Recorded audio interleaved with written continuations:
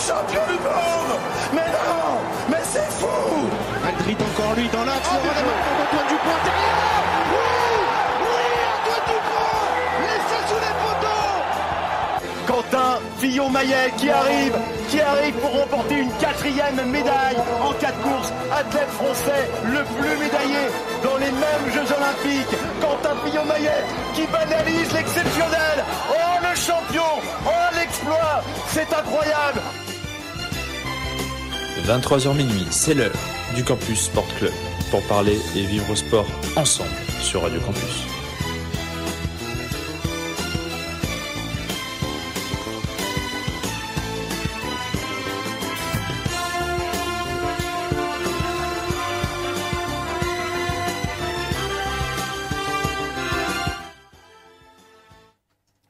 Bonsoir à toutes et à tous, on est de retour, on est bel et bien de retour sur Radio Campus Lille pour le retour saison 2, le Campus Sport Club.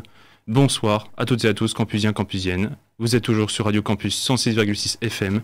Oui, je parle du retour du Campus Sport Club d'ores et déjà, puisque Chrysanthème m'a généreusement laissé la place ce soir et je le salue d'ores et déjà très chaleureusement. Et non, c'est bel et bien à la rentrée et vous avez pu l'entendre, un nouveau générique qui doit peut-être perturber les aficionados de la saison dernière. Pour fêter la rentrée du sport sur les ondes campusiennes, j'ai avec moi un premier casting 5 étoiles, le gratin, avec, il est vrai pour l'instant, les pionniers, hein, puisque c'est même avec certains d'entre vous qu'on avait fait l'épisode pilote à l'époque, jadis. Il y a un peu plus d'un an. Oh là là, il prend déjà ses aises.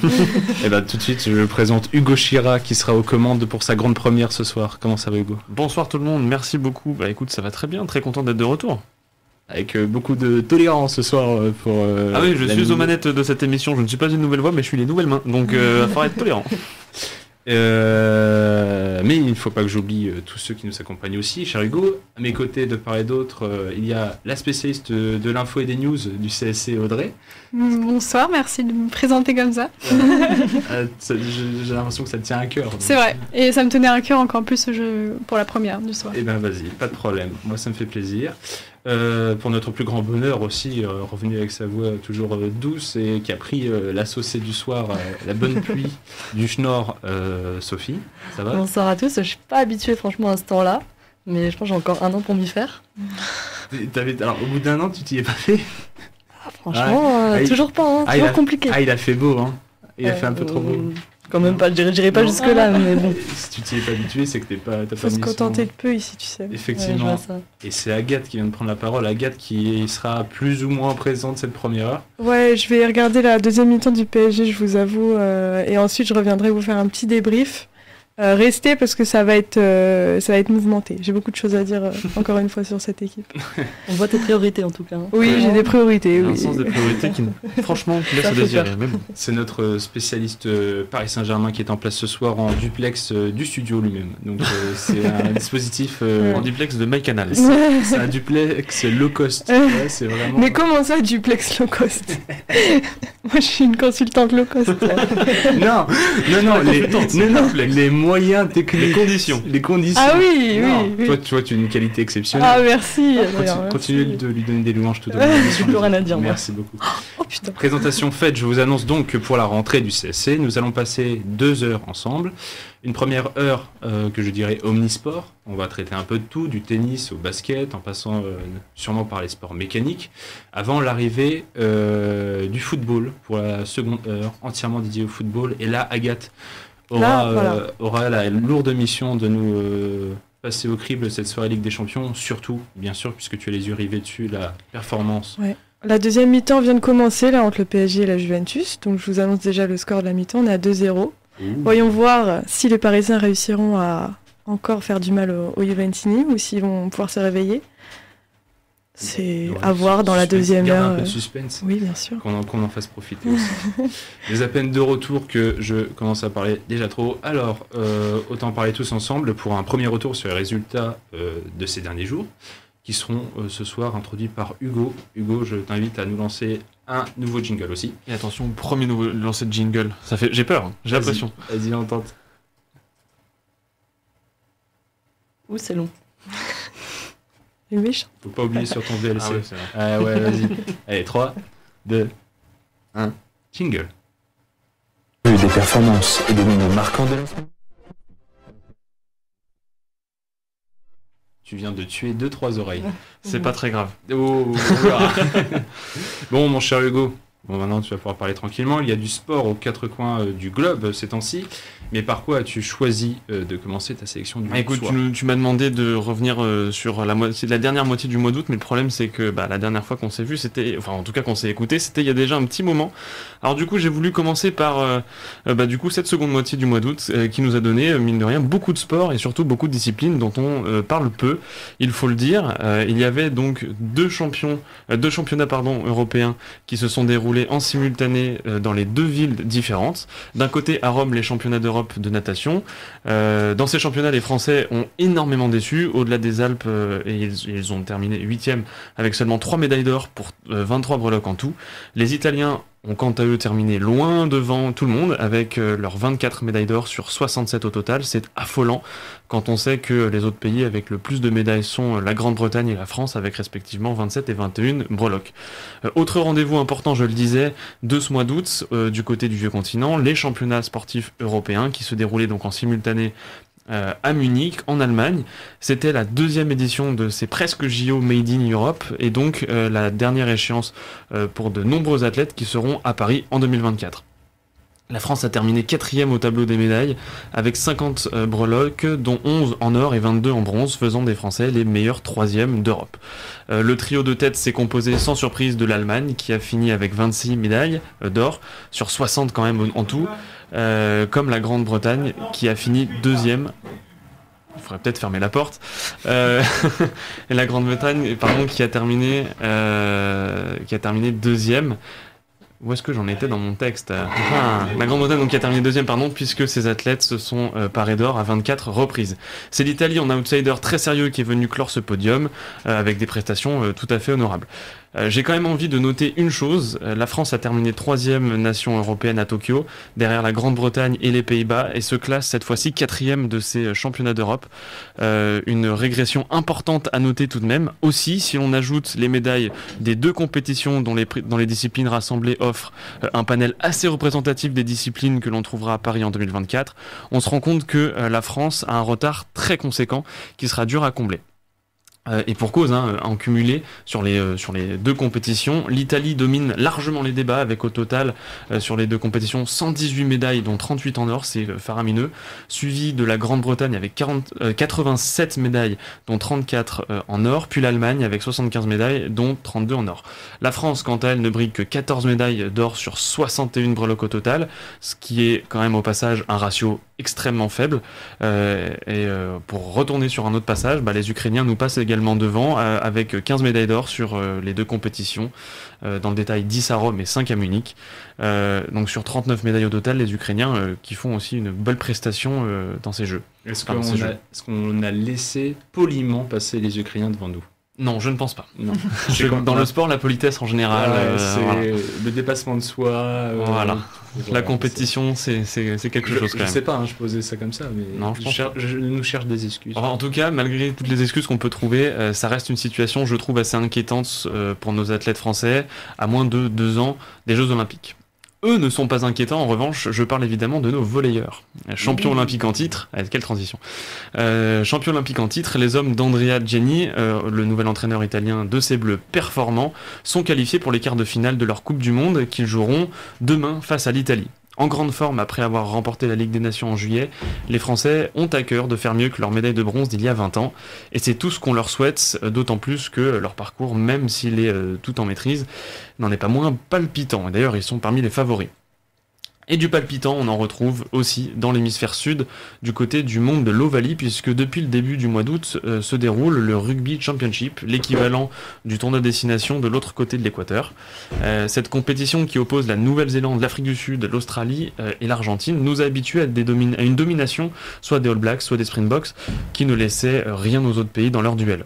Mais cette année, la compétition est très serrée, chaque nation peut l'emporter. La seule qui est encore maîtresse de son destin à l'avant-dernière journée, on va dire, c'est la Nouvelle-Zélande, qui pointe à la première place avec 10 points, mais suivie de très très près par les 3 autres pays à 9 points. C'est un scénario vraiment très intéressant, alors qu'il ne reste que 2 doubles confrontations entre l'Australie et la Nouvelle-Zélande, puis l'Argentine et l'Afrique du Sud. Le dénouement est donc loin d'être certain, et la seule chose que ce Rugby Championship laisse présager, c'est le nivellement du niveau des nations du Sud qui font des Blacks et des Box des pays prenables pour la France à l'horizon 2023, et ça c'est une excellente nouvelle.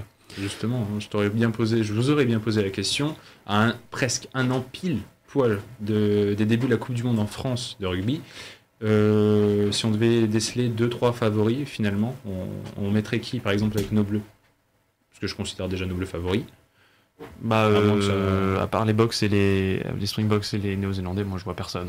Et même les Néo-Zélandais, je ne sais pas s'ils arriveront dans un an avec un standing de favoris. Ça fait des années qui sont un peu sur une pente descendante, mon humble avis. Oui, c'est vrai qu'on les a vus perdre des matchs quand même cruciaux, enfin des matchs où c'était des premières pour eux, genre 2 défaites d'affilée, l'Irlande et la France, si je me rappelle bien, l'année dernière. Moi j'aurais bien vu l'Irlande aussi, enfin, j'aimerais bien la mettre dans la compétition des favoris. C'est vrai que l'Irlande, du coup, justement, ouais. S'il y a une équipe qui fait le chemin inverse par rapport aux Néo-Zélandais, les Irlandais ils en profitent bien, ils reviennent fort. Donc, aujourd'hui, le niveau est plus relevé en Europe qu'en dans le Sud. Il n'y a qu'à regarder les dernières confrontations entre des pays européens et des pays du Sud. Finalement, c'est les pays européens qui l'ont emporté. L'Irlande et la France en tête de liste, avec les victoires sur les Blacks de l'automne dernier. Donc, entre ces 4 nations, il y aura de quoi faire. Après, il y a des bons outsiders aussi. Je veux dire, tu mets l'Angleterre, tu mets le Pays de Galles. Oui, c'est sûr. Même si le Pays de Galles est un peu en méforme en ce moment, ça peut toujours revenir. Même l'Écosse, l'Australie sont très bons. J'attends presque aussi de voir dans les stades, au niveau de la répartition des supporters, quel impact vont avoir les visiteurs du Sud, sud-africains, néo-zélandais, australiens, voir ce qu'ils vont. Ils sont peut-être pas nombreux, parce que c'est loin quand même la France pour un Australien, un Néo-Zélandais.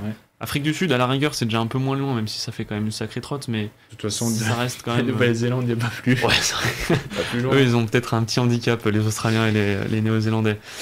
Bon alors, on retourne en Europe pour un mot de basket, puisque l'Euro a commencé tout début septembre et prend place dans plusieurs villes et pays du vieux continent. Le parcours des Bleus a commencé difficilement dans le groupe B avec une déconvenue face à l'Allemagne, mais les hommes de Vincent Collet peuvent compter sur leur cadre qui évolue en outre-Atlantique et devraient se qualifier sans problème pour les 8e de finale, on en parlera peut-être un petit peu plus tard.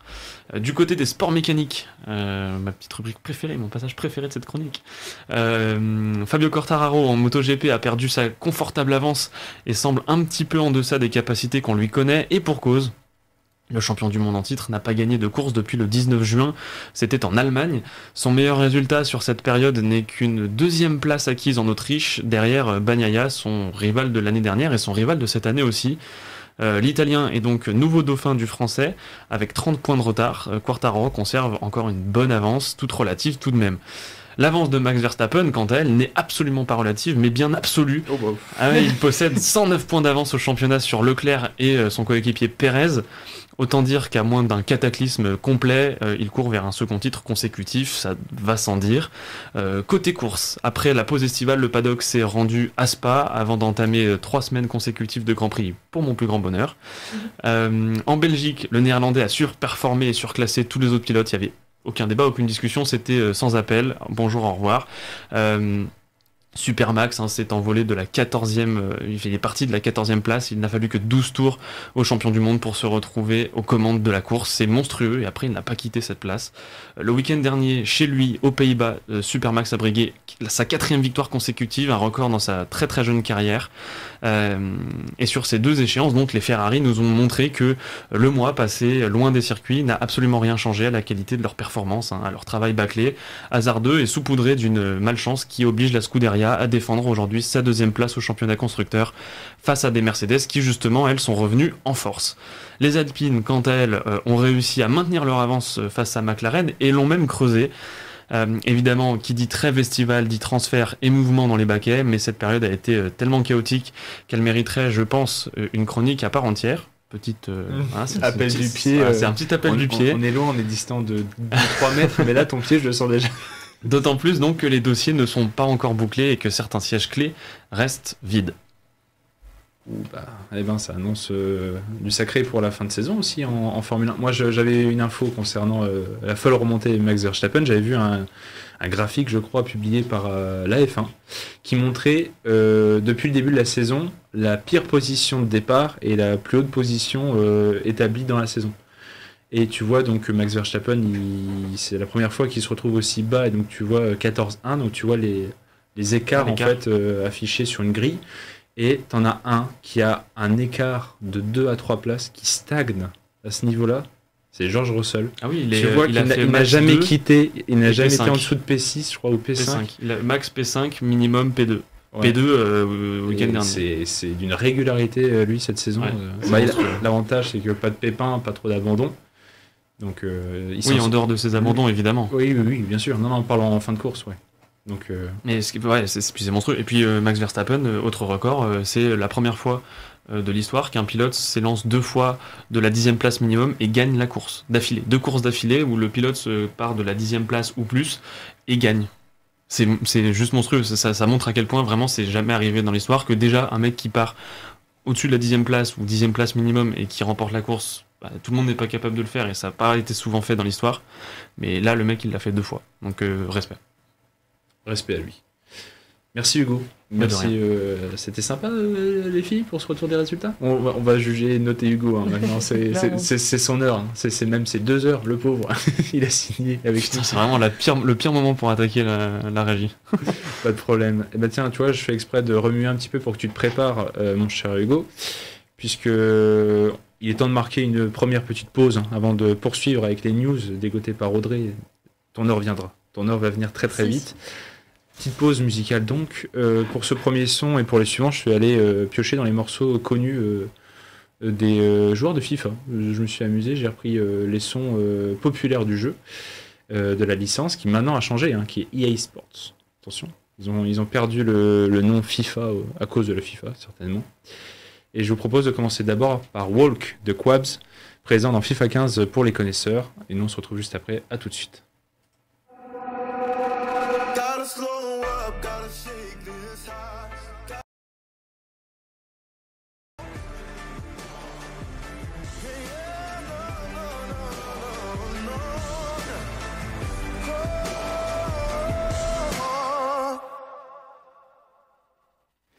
De retour sur Radio Campus Lille pour poursuivre ce CSC spécial rentrée, ça fait beaucoup de S, en compagnie de Sophie, Audrey, Hugo et Agathe en fantôme, en mode fantôme qui suit pour l'instant la Ligue des Champions de son côté.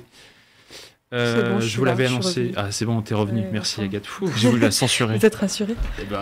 Alors après, libre à toi, hein, mais fais gaffe qui tu censures. C'est toi qui vois. Je vous l'avais annoncé juste avant la pause, c'est l'heure du récap des infos qu'il ne fallait pas louper, des news racontées par Audrey, juste après ça. Pour être au courant des dernières actualités sportives, écoutez les news sur le Campus Sport Club. C'est de mieux en mieux, Hugo. Bravo, Hugo. Ah, ça progresse, hein. Félicitations. Tu sais qu'après, on prend son pied et la semaine d'après, tu vas revenir et comme tu auras déjà tes repères, tu vas vouloir je pense que c'est mieux. La manip au propre, tu vas voir. Je suis déjà en train de teaser pour qu'ils reviennent absolument. Il cherche des techniciens. Si jamais vous voulez des techniciens, appelez Adrien. Allez, chute maintenant. C'est l'heure d'Audrey. Audrey, elle attend son heure depuis 2 mois et demi. Elle voulait revenir avec ses news. Qu'est-ce que l'actualité sportive nous donne à manger cette semaine, Audrey? Alors, je vais essayer de m'améliorer cette année. Je vais commencer par les infos un peu tristes et ensuite je ferai les infos un peu plus normales pour pas plomber votre émission. Merci. C'est gentil. Il n'y a pas de quoi. On commence tout de suite avec une bien triste nouvelle, donc, dans la sphère rugby, puisque le centre du Racing 92 et du 15 de France Virimi Vakatawa a été interdit par la commission médicale de la Ligue nationale de rugby de poursuivre son sport, et cela pour des raisons médicales. En effet, le joueur de 30 ans souffre d'une anomalie cardiaque évolutive détectée en amont du mondial 2019. Or, désormais, le risque pour sa santé est trop haut. C'est quand même une sensation pour celui qui comptabilise 32 sélections avec les Bleus. Retour au foot, Eric Olatz, ancien recruteur et ex-conseiller d'Antoine Griezmann, est visé par 3 nouvelles plaintes pour atteinte sexuelle sur mineurs. Cela a été confirmé ce mardi par le procureur de la République de Bayonne. Le 12 mai dernier, il avait déjà été incarcéré puis placé en détention provisoire pour des faits similaires, suite au dépôt de plaintes déposées contre lui dès 2019 par des anciens joueurs de l'Aviron Bayonnais Football Club, lorsqu'Olatz était l'entraîneur au club. c'est-à-dire en 98 et 99.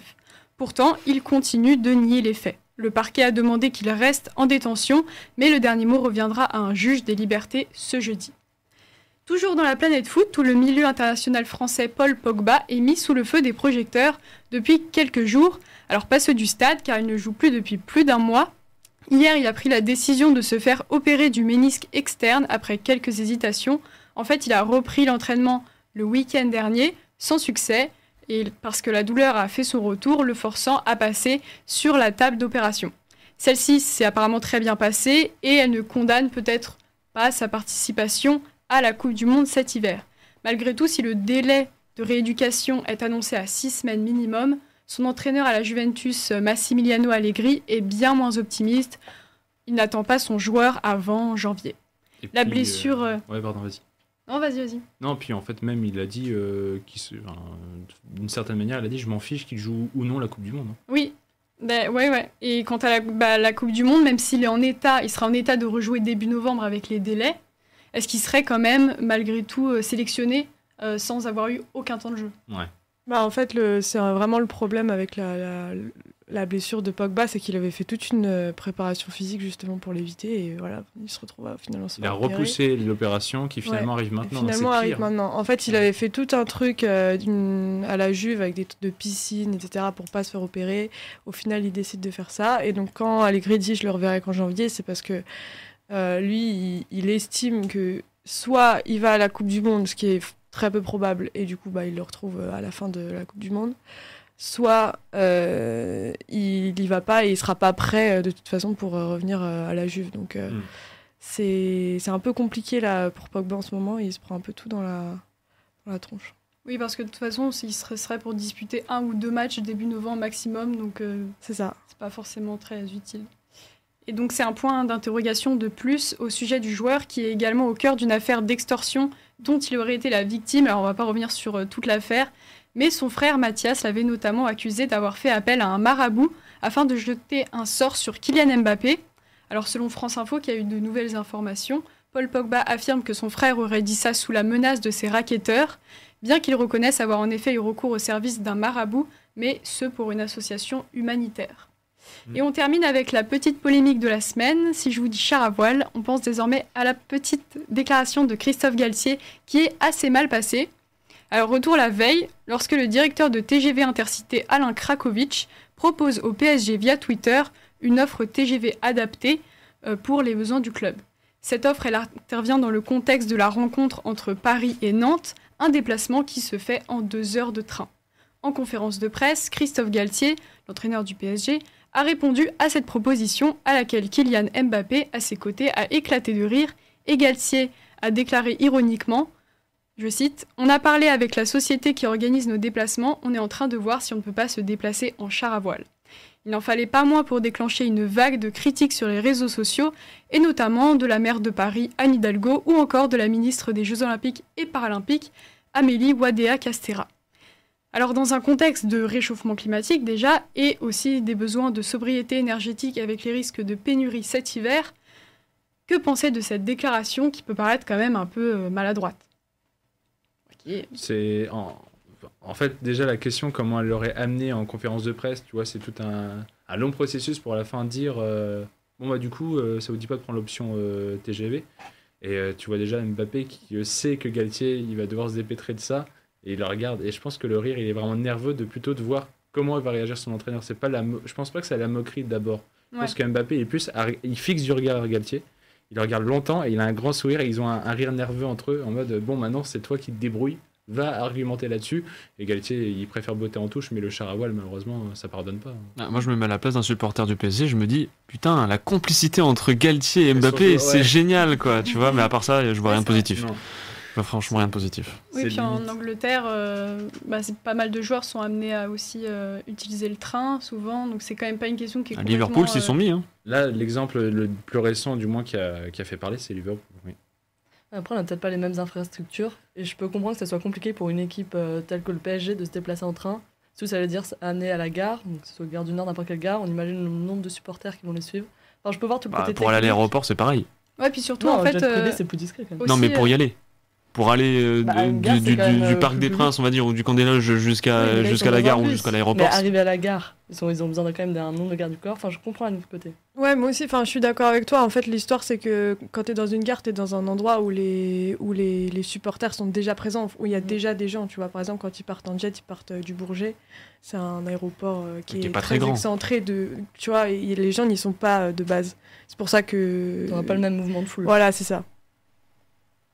Bon. Après.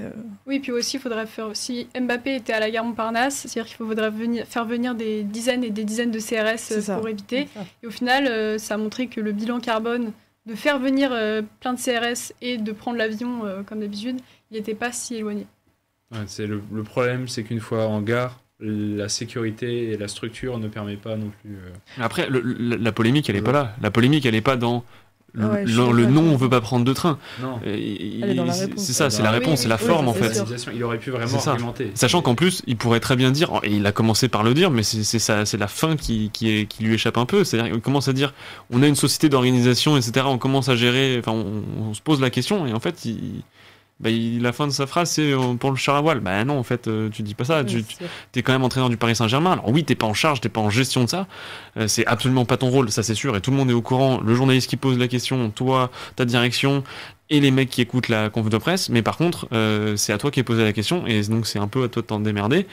Et bah là, il a juste pas fait du tout son taf, quoi. Enfin, vraiment, tu restes un des porte-parole du club malgré tout quand t'es l'entraîneur. Et là, dans les articles People, Galtier, le trauma du char à voile, Galtier enfance. Le jour où je le vois sur une plage de Normandie, le Galtier, je peux te dire qu'il va s'en taper du char à voile. Je me loue un char à voile, j'arrive, je le percute. Le fou Il y dedans. en a qui sont venus en char à voile devant le Parc des Princes, ou je sais Ouais. plus. Oui, bah oui, évidemment, que ça pardonne pas du tout. C'est bon. C'est tout bon, bah super. Merci Audrey pour les Merci. quelques news. Alors du coup c'est vrai que pour le coup tu nous l'avais bien annoncé, tu as commencé bad. Mais il y a toujours du bad malheureusement, ça me... Souvent dans les news. Un jour je t'imposerai des news Bonne, que bonne nouvelle. le mieux du mieux, tu vois. Bah, je vais mettre Mais du temps à même s'il faut trouver, aller hein. creuser au Fidji, où il y a un surfeur Rescapé, le truc. qui a Je fais ça pour sauvé la- je fais ça un pour la requin, prochaine qui a fois. sauvé un requin blanc de la noyade, tu vois, c'est malade, quoi. Truc de fou. Merci en tout cas. Après les news d'Audrey, je me tourne vers Sophie, qui nous a concocté une petite chronique en lien avec la date du jour, si je ne dis pas de bêtises. Oui, c'est ça. Tout de suite dans le CSC, donc c'est l'éphéméride de Sophie. Vous souhaitez savoir ce qui s'est passé aujourd'hui dans l'histoire du sport? On vous le dit maintenant dans l'éphéméride. Le jingle fait peur quand même. Ouais, il faut le retravailler. Un peu romain. Oui. Hein on a l'impression qu'on va annoncer des gladiateurs qui vont se taper dessus. Ah vraiment, ça fait... Nous sommes La mardi 6 septembre, il est 22h31, bientôt 32. Sophie, qu'est-ce qui s'est passé un 6 septembre? Alors 6 septembre, déjà jour mémorable, car retour du CSC, on l'a pas assez répété, et il faut le redire. Eh ouais. Mais c'est aussi, donc 6 septembre, c'est un jour de transition entre les vacances et la reprise d'un rythme scolaire. Notre esprit fourmille encore des souvenirs, des expériences vécues, et se veut plein de promesses et de résolutions pour cette année à venir. C'est le jour des grands engagements, des grands projets qui ne seront pour certains jamais concrétisés. Mais certaines personnes sont plus tenaces que nous et sont parvenues à l'aboutissement de leurs entreprises. C'est le cas par exemple pour Pierre Giffard, un journaliste au Petit Journal, qui a lancé la première édition du Paris-Brest-Paris un 6 septembre 1891. Je suis remontée très très loin. Il s'agit d'une course cycliste de 1200 km qui devait avoir lieu tous les 10 ans. Le premier vainqueur fut le Français Charles Théron, qui remporte la course après avoir roulé sans dormir pendant 71 heures et 37 minutes. Un exploit. La deuxième édition eut lieu en 1901 et pour l'anecdote, la pâtisserie le Paris-Brest, vous connaissez tous, fut créée en hommage à cette compétition. Oh. C'est intéressant. J'aime le répéter. Pour faire court, la course a pas mal évolué dans le temps et s'est ouverte aux touristes routiers, autrement appelés les randonneurs. Et malheureusement, vu qu'elle a attiré de moins en moins de coureurs, que la dernière édition, ils l'ont fini en 1951 après seulement 7 courses. Un autre tournoi a vu le jour un 6 septembre et celui-ci, vous le connaissez forcément. Il n'est pas encore possible de prédire s'il aura une durée de vie aussi restreinte que le Paris-Brest-Paris, mais étant donné les débats dont il fait déjà l'objet, son avenir reste incertain. Il s'agit, vous l'aurez peut-être reconnu, 6 septembre 2018, de la création de la Ligue des Nations, organisée par l'UEFA pour la première fois. Le Portugal est le premier pays à avoir remporté la course en 2019, suivi 2 ans après, on aime à le rappeler, de la France. Donc le 6 septembre est un jour propice à la création de compétitions sportives, mais il semblerait aussi que c'est le bon jour pour entreprendre des grands projets, de belle envergure, telles que, pourquoi pas, la construction d'un stade. Ainsi, le 6 septembre 1995 a eu lieu l'inauguration et la pose de la première pierre du Stade de France par Alain Juppé. Oh. Cool, C'est ça. homme fort. Ouais. Hein. Il était maire de Paris à l'époque, non? Ah, peut-être. Ou président de région, quelque chose comme ça. Oui, Ah, je crois bah, qu'il était à un certain Paris. rôle. Fact-checking. Dans le CSC cette année. Très Fact-checking rapidement. Hugo. Putain, j'ai trop de casquettes ce soir. Je dis ça parce que t'as posé la question, hein, donc t'y vas. Hein. Je t'envoie au charbon. Hein. Bon, le stade fut construit en prévision de la Coupe du Monde de foot de 1998 afin de remplacer le Parc des Princes, jugé trop petit. Bon, la rentrée a beau ne pas être le moment le plus réjouissant de l'année, un souvenir d'il y a maintenant 2 ans ne peut que vous redonner le moral. Je dirais même plus, vous ramener en éclair au sommet de la joie et de la bonne humeur. Il y a 2 ans, jour pour jour maintenant, a eu lieu la victoire de Pierre Gasly au Grand Prix de Monza. J'ai l'impression que c'était hier. Ouais, moi, Grand tu sais, Prix. sincèrement, j'ai revu une vidéo de lui en interview. C'est vrai que après le Grand Prix du week-end, j'ai vu que c'était Monza le prochain. J'ai pas fait attention. Je me suis rappelé que Gasly, moi, sincèrement, j'ai vu sa victoire en direct, mais sur un coup de bol complet. Hein. Je ne savais même plus qu'il y avait un Grand Prix. On regardait du football avec un ami. Je j'ouvre mon ordinateur, je mets MyCanal, et puis je vois qu'il y a un Grand Prix. Je me dis, tiens, qu'est-ce qui se passe? Là, j'entends Julien Febvre qui dit à 10 tours de l'arrivée en mode oh là là, incroyable concours de circonstances, Gasly qui est encore en train de mener et qui peut aller chercher cette première victoire en carrière. Et du coup, je vois en direct et t'as j'ai les frissons. Ah, c'était fou. Ah, c'est bon, j'ai les C'était frissons. vraiment- Voilà. Ouais. Ah voilà, j'en étais Ah, c'est sûre. bon. Ouais, J'ai merci. réussi mon pari. C'est bon. Ah, merci. Bon, on va rester sur une moins bonne note, parce que je vais faire l'inverse de Audrey, je vais finir par le plus triste. Mais on va rester dans le thème de la Formule 1, parce que le 6 septembre, c'est une date très spéciale dans ce domaine sportif. Le Parce que c'est la victoire de Pierre Gasly. Bon, déjà, Donc, mauvaise nouvelle pour les Italiens, tu veux dire. C'est ça, c'est Exactement. ça. Ouais, ok, je comprends. mauvaise nouvelle pour les anciens qui regardaient la Formule 1 en 1970. Ouais, Je pense ouais. que aucun de vous n'y étiez. Voilà, c'est Je pas m'en grave. souviens comme c'était hier. Et ben, ce jour-là, le pilote autrichien Jochen Rindt trouva la mort à 28 ans. Malgré cet événement tragique à un si jeune âge, le pilote reste gravé dans la légende du sport automobile pour être le premier et unique pilote à être sacré champion du monde à titre posthume. Posthume, ouais. C'est fou. Ouais. Ah, je savais pas ça. il est mort l'année de son titre. Bah, en fait, il est en mort en cours de Mais championnat. personne n'a réussi à le doubler. Il restait 5 courses et personne n'a réussi à le doubler. Putain, la cérémonie de remise du trophée à la fin Elle par la est- FIA devait être triste. Ah, ça devait être très glauque, mais en même temps, c'est fou. Elle est maussade, elle doit être, Ah, je sais pas, c'est ouais, Bah ça ouais, devait mais être très fou c'est- comme année en vrai. C'est beau, hein, je pense. Ouais. Mais ça Moi, je va me voir- dis, C'est pour la franchement, famille que c'est magnifique. franchement, les autres pilotes, ah, bah, les gars, vous faites quoi, quoi? Le mec, il est mort. Je veux dire, il y a pas plus mauvais. Je veux dire, T'as plus besoin de le doubler, le gars. c'est ça, voilà. Il est Il hors- court pas. Il va pas marquer un seul point. Il va pas t'emmerder en piste. Il y a un pilote en moins sur la piste. je veux dire. Ouais. C'est-à-dire qu'il n'y a pas besoin de finir toutes les... Ouais, bah non, du coup. Bah, non, Et- il avait participer une à Vous grande savez, avance. et cette année encore, si Verstappen vient trouver la mort à Monza, Charles Leclerc n'arriverait pas à le doubler. Et ça, c'est fort. Ah si. Ouais, quand même. Parce que Charles Leclerc est pas bon. Il est fou. Ah, c'est pour Parce que ça. Ferrari est des mecs Parce ou quoi? que, Ferrari à Monza, c'est trop gros, mec. On va en faire des gifs, c'est sûr. Mais là, c'est le même concours de circonstances. C'est C'est parce sûr. qu'en fait, il n'y a pas un champion qui a pris sa place et qui a gagné toutes les courses. Mm. Et donc, bah, personne n'a réussi à cumuler Bah oui. suffisamment de points pour le rattraper. Et c'est drôle parce que C'est fou. t'as parlé de mort F1, je pensais que c'était en lien avec Senna. Je me suis dit non, ça coïncide Non, pas c'est vrai que exactement. c'était Monza aussi, mais non, Mais pas bon. cette date-là. Non, c'était Imola. Ouais, c'est à Ah, C'était Saint-Marin. en voilà. octobre, je Ouais, crois. à Saint-Marin. Ouais. Et bah voilà. Donc, rien à voir. Mais voilà, je finis sur cette note-là. Formule 1, mort. Et aussi joyeux un peu. Super, merci beaucoup Sophie, c'est cool. Bon, Super eh ben, choix, Sophie. Allez, on fait un petit jeu maintenant. Allez, on revient. Ouais, c'est l'heure du jeu du CSC. Avant de marquer une nouvelle pause en musique, je vous propose, les amis, de jouer au petit quiz pour démarrer comme il se doit cette nouvelle saison du CSC. Je me suis cassé la tête pour finalement faire un truc pas trop piqué des hannetons. Je suis allé sur Transfermarkt, ok. Je suis allé chercher le top 10 des clubs européens de football en valeur marchande. Donc les grosses écuries, celles qui valent le plus. On va partir Bordeaux. Ah non. du 10. On va partir- C'est pas la saison de Vous allez Bordeaux. voir, Nouvelle saison au CSC. on On, va- arrête sur On Bordeaux. va partir du 10e, d'accord? Je vais vous annoncer sa valeur actuelle, établie par Transfermarkt. Et vous allez devoir estimer, à votre avis, la différence avec le prix d'achat de ces joueurs. Exemple, je vais prendre le 11e. Arsenal vaut... L'effectif d'Arsenal vaut, aujourd'hui, Ah, j'ai compris. 616 millions d'euros. Ok. effectif en vaut 616, mais avait été acheté pour seulement 448. Donc, en ce moment, il y a 168 € de plus-value. En fait, c'est la différence que vaut l'effectif aujourd'hui contre à l'époque où ils l'ont acheté. L'achat. Ok, de tous les jours. On part comme ça. Le 10e club, celui qui est le plus proche, vous me donnez tous une valeur, celui qui est le plus proche marque 1 point. Le 9e, 2 points. Et donc, vous pouvez encore jouer la gagne jusqu'au dernier qui vaudra 10 points. Est-ce qu'on peut pas deviner le nom du club avec la valeur plutôt? Ouais, c'est pas mal ça aussi. C'est bon point, c'est point bonus. Eh ben, On change la allez. règle. Non, mais tu vois, au lieu Bah, de après, dire oui, c'est un bon. club à telle valeur, Oui. c'est quel club? Oui. Tu vois? Elle ruine tous mes espoirs. Je veux dire, Adrien a quand même passé 3 heures à établir ce putain de jeu. Préparez ça. Non, bon. Non, mais si tu veux, on le fait Vous pas. préférez c'est- quoi? Sa version réelle? Bah, elle est Peu plus facile importe. parce que j'ai pas totalement compris ta version.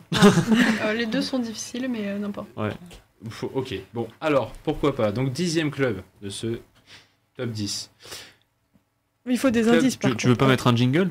Non. Non, putain, je l'avais préparé et tout, je suis déçu. Il n'y a pas.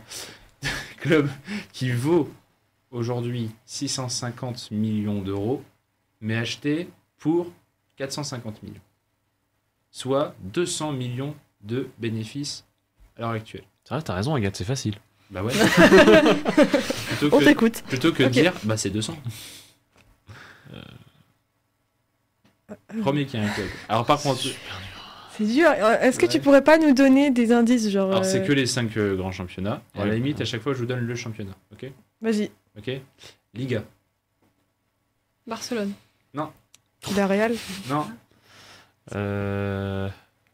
Les Colchoneros. Atlético. Atlético. T'avais dit. J'ai dit les Colchoneros. Oui, bah c'est bon alors. Du coup, je prends. Parce que On l'a dit en même temps. hein. j'avais- Ouais, mais t'avais déjà donné une non, réponse. Non, je J'ai l'ai pas- entendu, mais du coup, il a pas dit Atlético, j'ai entendu un autre mot, du coup, je voulais vérifier. D'accord. Colchoneros, ouais, l'Atlético Madrid, qui en ce moment, contre toute attente, je ne comprends pas pourquoi, ferait 200 millions de bénéfices sur son effectif. Bon.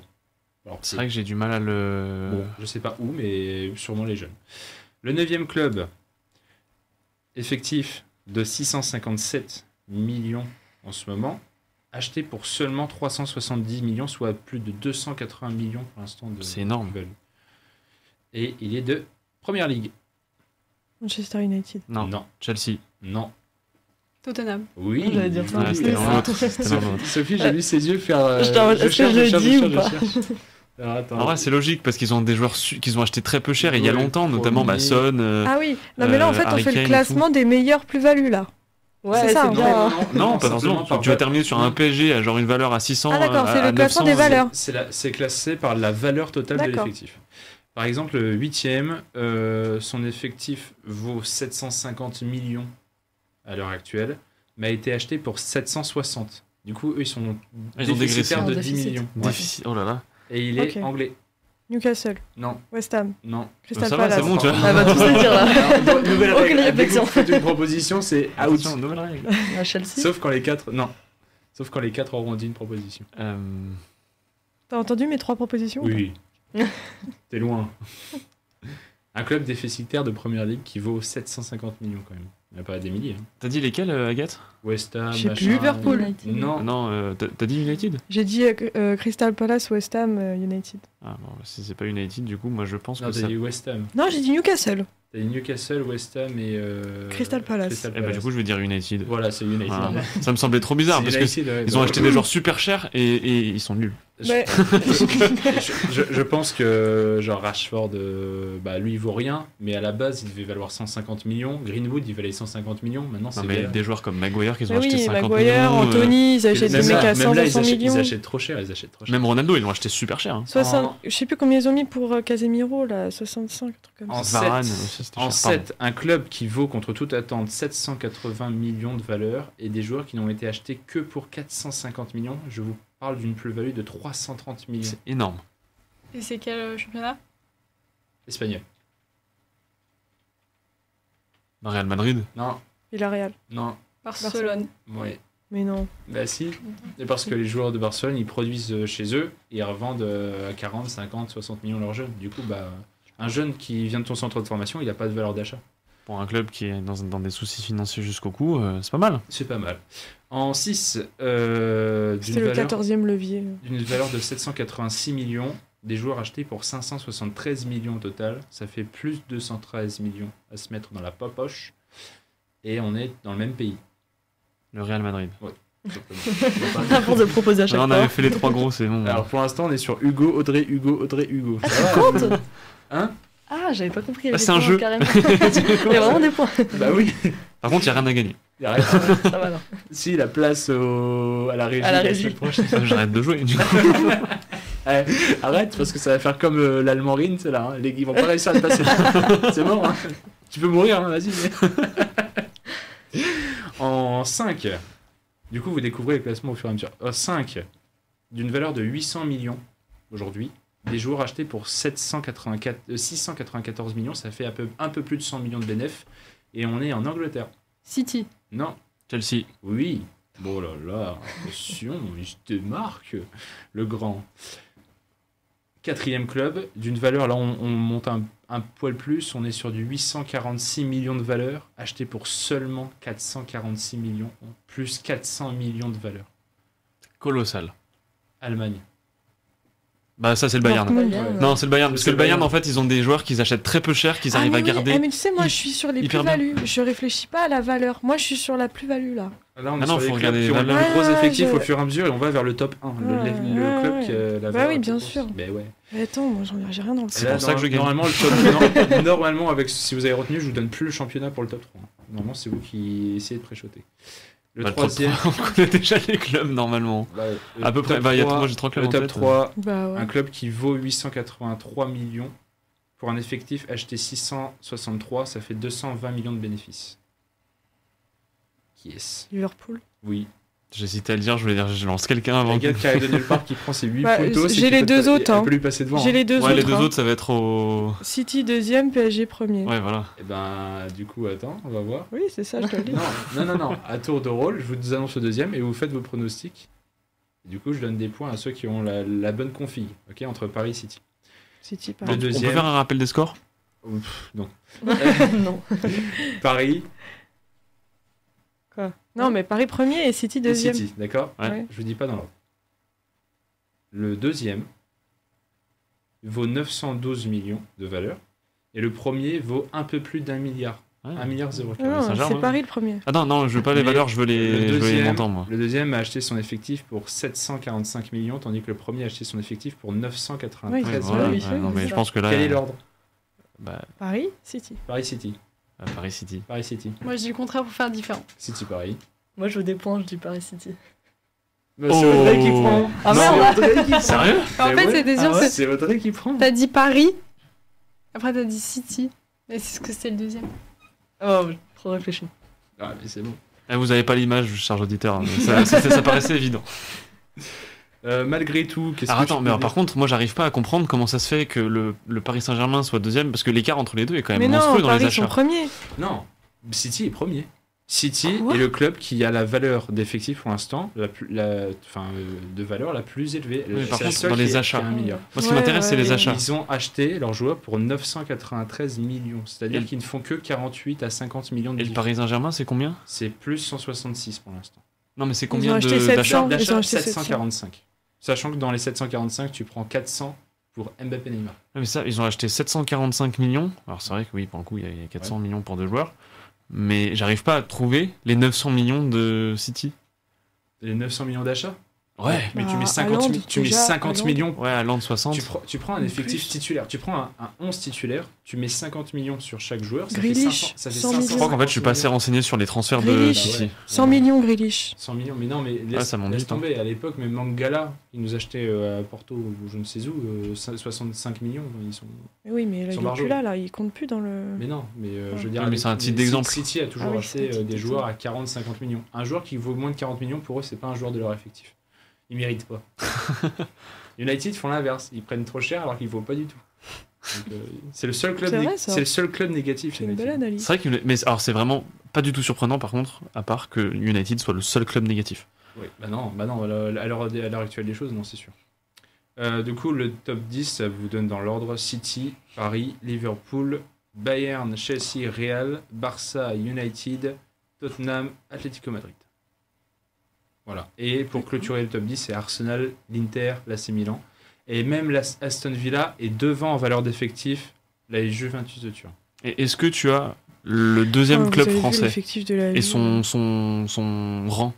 Je l'aurai pas là et je te le donnerai juste après, tout à l'heure. Ok, merci. Ok. On peut faire des paris.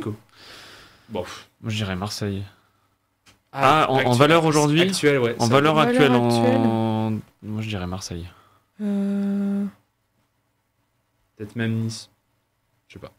Ou Monaco. Monaco, parce qu'ils ont plein de joueurs aussi. Ça... je sais pas. On verra ça. Bravo à Hugo, du coup, qui remporte ce jeu dans la L'année sueur. dernière, j'étais tout le temps second. Cette fois, je vais faire tout le temps premier. Oula, C'est dit. Allez, Résolution. enregistrement fait, on l'a clippé, c'est bon, ça va être ressorti. Ça a passé à chaque À défaite. la fin de chaque jeu, dès qu'il est pas aux commandes, je dis au gars, mais clip. Ah, joli. Merci. T'as gagné la place à la régie du coup. Ouais, trop bien, merci. À la semaine prochaine. Allez, je vous propose de repartir pour une petite pause musicale. On poursuit dans les thèmes spécial FIFA. On retourne en 2014, toujours avec la sortie de FIFA 15. Et maintenant, c'est Easy Burning de Jungle. Et juste après, toute l'équipe reviendra pour son moment marquant de l'été sport. Quand on a préparé chacun notre coin. Et je vous présenterai les événements de la semaine à ne pas manquer. À très vite.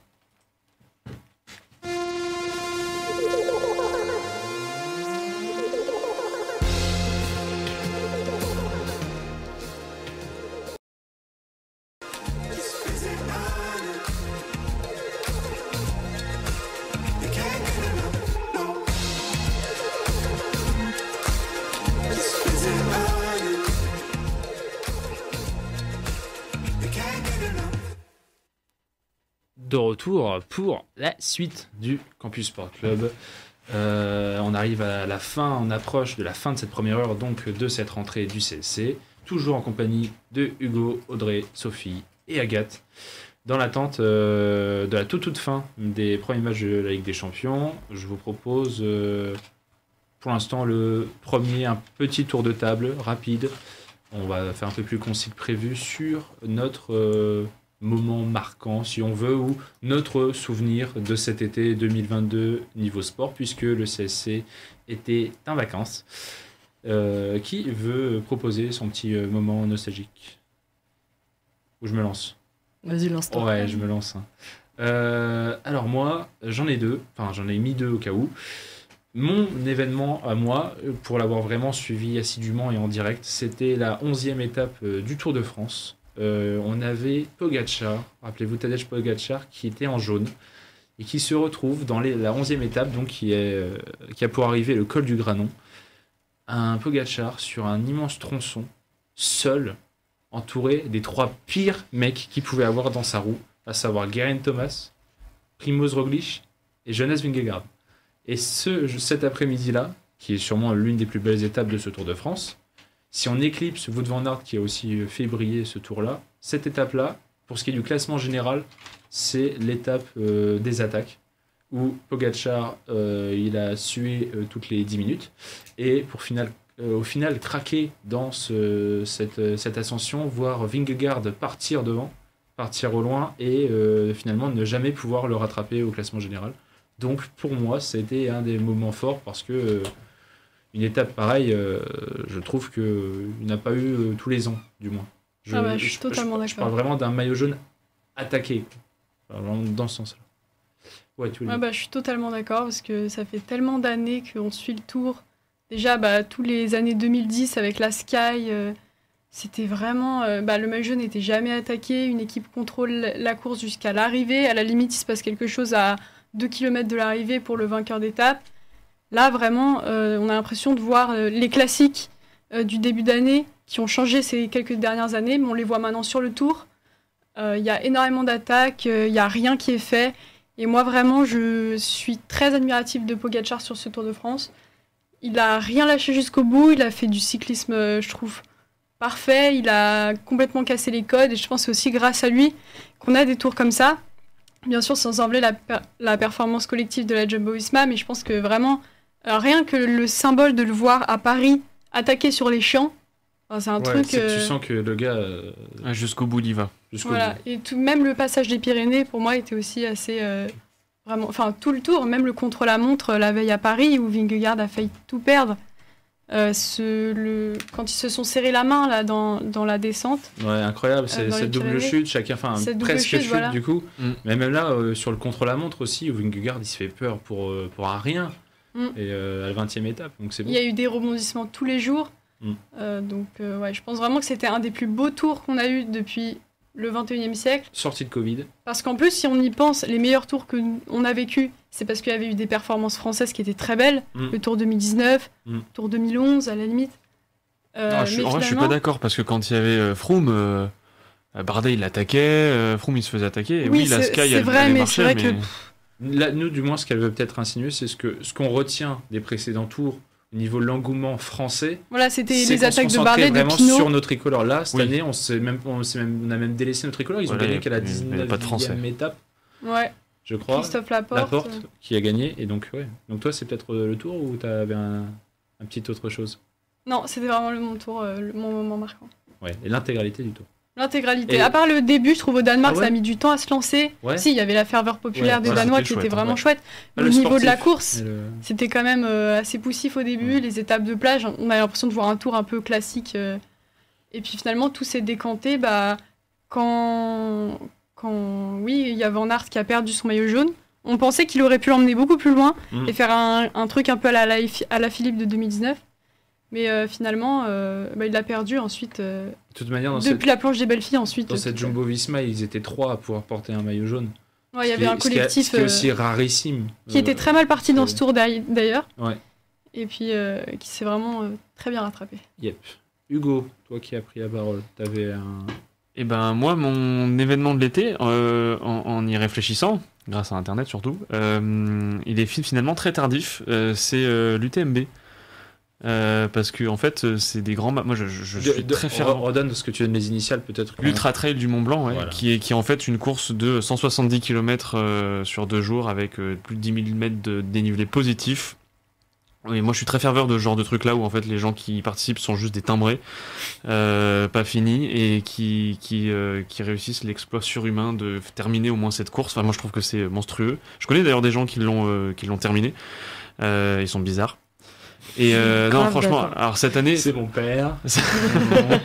Alors cette année, j'ai trouvé ça extraordinaire parce que on a eu déjà une mano à mano super bonne entre Kylian Jornet et Blanchard jusqu'à 20 km jusqu'à l'arrivée, jusqu'au dernier ravitaillement. C'était fou. Après, au dernier ravitaillement, Jornet, il a montré qu'il était le patron. Il s'est échappé tout seul pour faire un petit semi-marathon au milieu des Alpes, tranquille, quoi.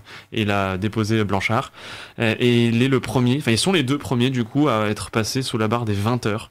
Pour terminer cette course, c'est monstrueux et c'était un exploit super, super cool à suivre. Et pour le coup, j'ai vraiment suivi cette course. C'est toujours très perturbant de ces exploits sportifs parce qu'on parle d'une sorte de discipline qui impose un temps tellement long que dans le suivi, il faut être vraiment et puis c'est pas mesurable. Non, et puis l'effort est pas mesurable. T'es même pas au cours. Enfin, en début de course, du coup, il y a pas de timer, il y a pas d'élimination en deçà d'eux, donc il y a pas de challenge. Ils peuvent y aller. Tant que t'es premier, tu gères en fait. C'est comme les 24 heures du Mans en fait. C'est juste c'est des sports d'endurance très très longs et donc voilà, c'est super dur à suivre. En l'occurrence, à pied, c'est dans le Mont Blanc. Ouais. Chapeau. Et j'ai juste une toute petite anecdote à propos de Kylian Jornet. Donc le gars a attrapé le Covid quelques temps avant la course. Donc le mec était en retour de Covid pour faire l'UTMB. Tu vas dire c'est les puces 5G qui lui ont fait gagner. Voilà, non mais c'est monstrueux. Mais en fait le gars, il était asymptomatique. C'est une petite anecdote un peu sympa que j'ai trouvée sur internet quand j'ai vu les résultats. Le mec était asymptomatique. Le gars a compris qu'il avait le Covid grâce au battement de son cœur. Le gars écoute tellement son corps qu'il avait donc pas de symptômes. Il a dit putain en fait là quand je m'entraîne, j'ai mon rythme cardiaque qui est trop bizarre, mes deltas cardiaques qui sont un peu en décalé par rapport à mon habitude. Je vais me tester. Le mec s'est testé, il était positif, il avait aucun symptôme. Il l'a senti. C'est monstrueux. C'est des aliens, ces mecs-là. C'est des aliens. Sophie. Là-dessus, un petit quelque chose. Alors moi, j'avoue que les vacances, c'était les vacances du sport aussi. J'ai pas trop suivi. Mais à titre personnel, il y a un moment qui m'a marqué parce que j'y étais. C'était toujours la même chose. Grand Prix de Formule 1 au Castellet. Oh, cool. Ah, t'y étais? Ouais, j'étais bénévole là-bas. Voilà, je vais pas raconter ma vie. Bien. Mais c'était très stylé. Et le moment où on entend Charles à la radio qui crie son grand nom...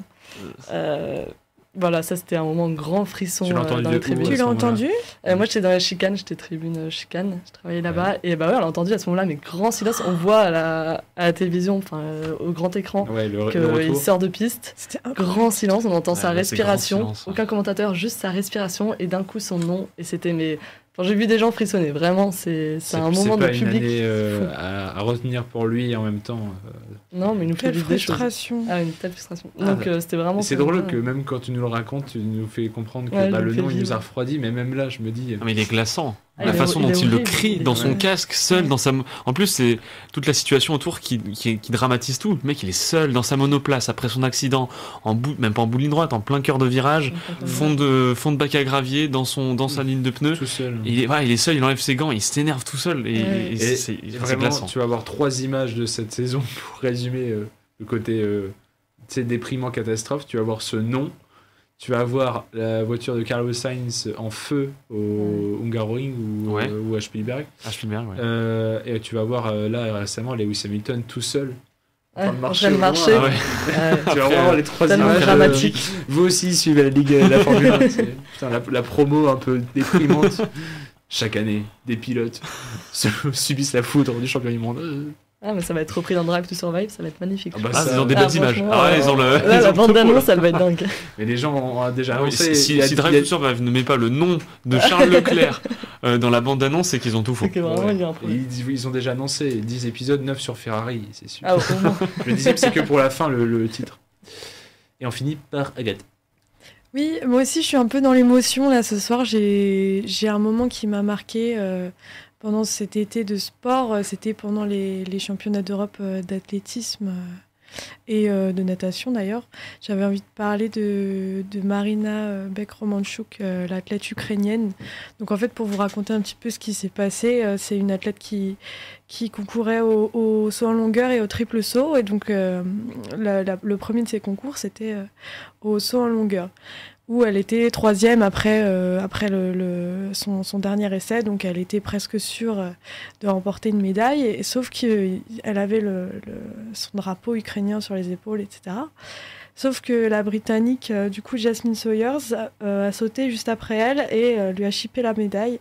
Et pareil, en fait, moi du coup j'étais derrière ma télé, hein, j'étais pas au stade malheureusement, mais c'était vraiment un cri qu'elle a poussé de désespoir de s'être fait chipper cette médaille comme ça au dernier moment de la compétition, des pleurs, enfin c'était vraiment terrible, parce qu'en plus du coup la Britannique n'osait pas trop célébrer sa victoire. Elle avait vu que Bekromanchuk était dévastée par ce résultat-là. Et donc, ce qu'elle a fait, l'Ukrainienne, c'est que le lendemain, pour le concours de triple saut, elle a totalement survolé le concours. Dès le premier essai, elle s'est mise à l'abri, elle a fait un saut monstrueux et elle a remporté l'or dans cette discipline-là. Donc, c'était un très bel exemple, je trouve, d'abnégation, de vraie valeur sportive. En plus de ça, son compagnon, donc, qui est nageur et qui nageait au championnat d'Europe à Rome, a remporté lui aussi l'or pour l'Ukraine en 1500 mètres nage libre. Donc voilà,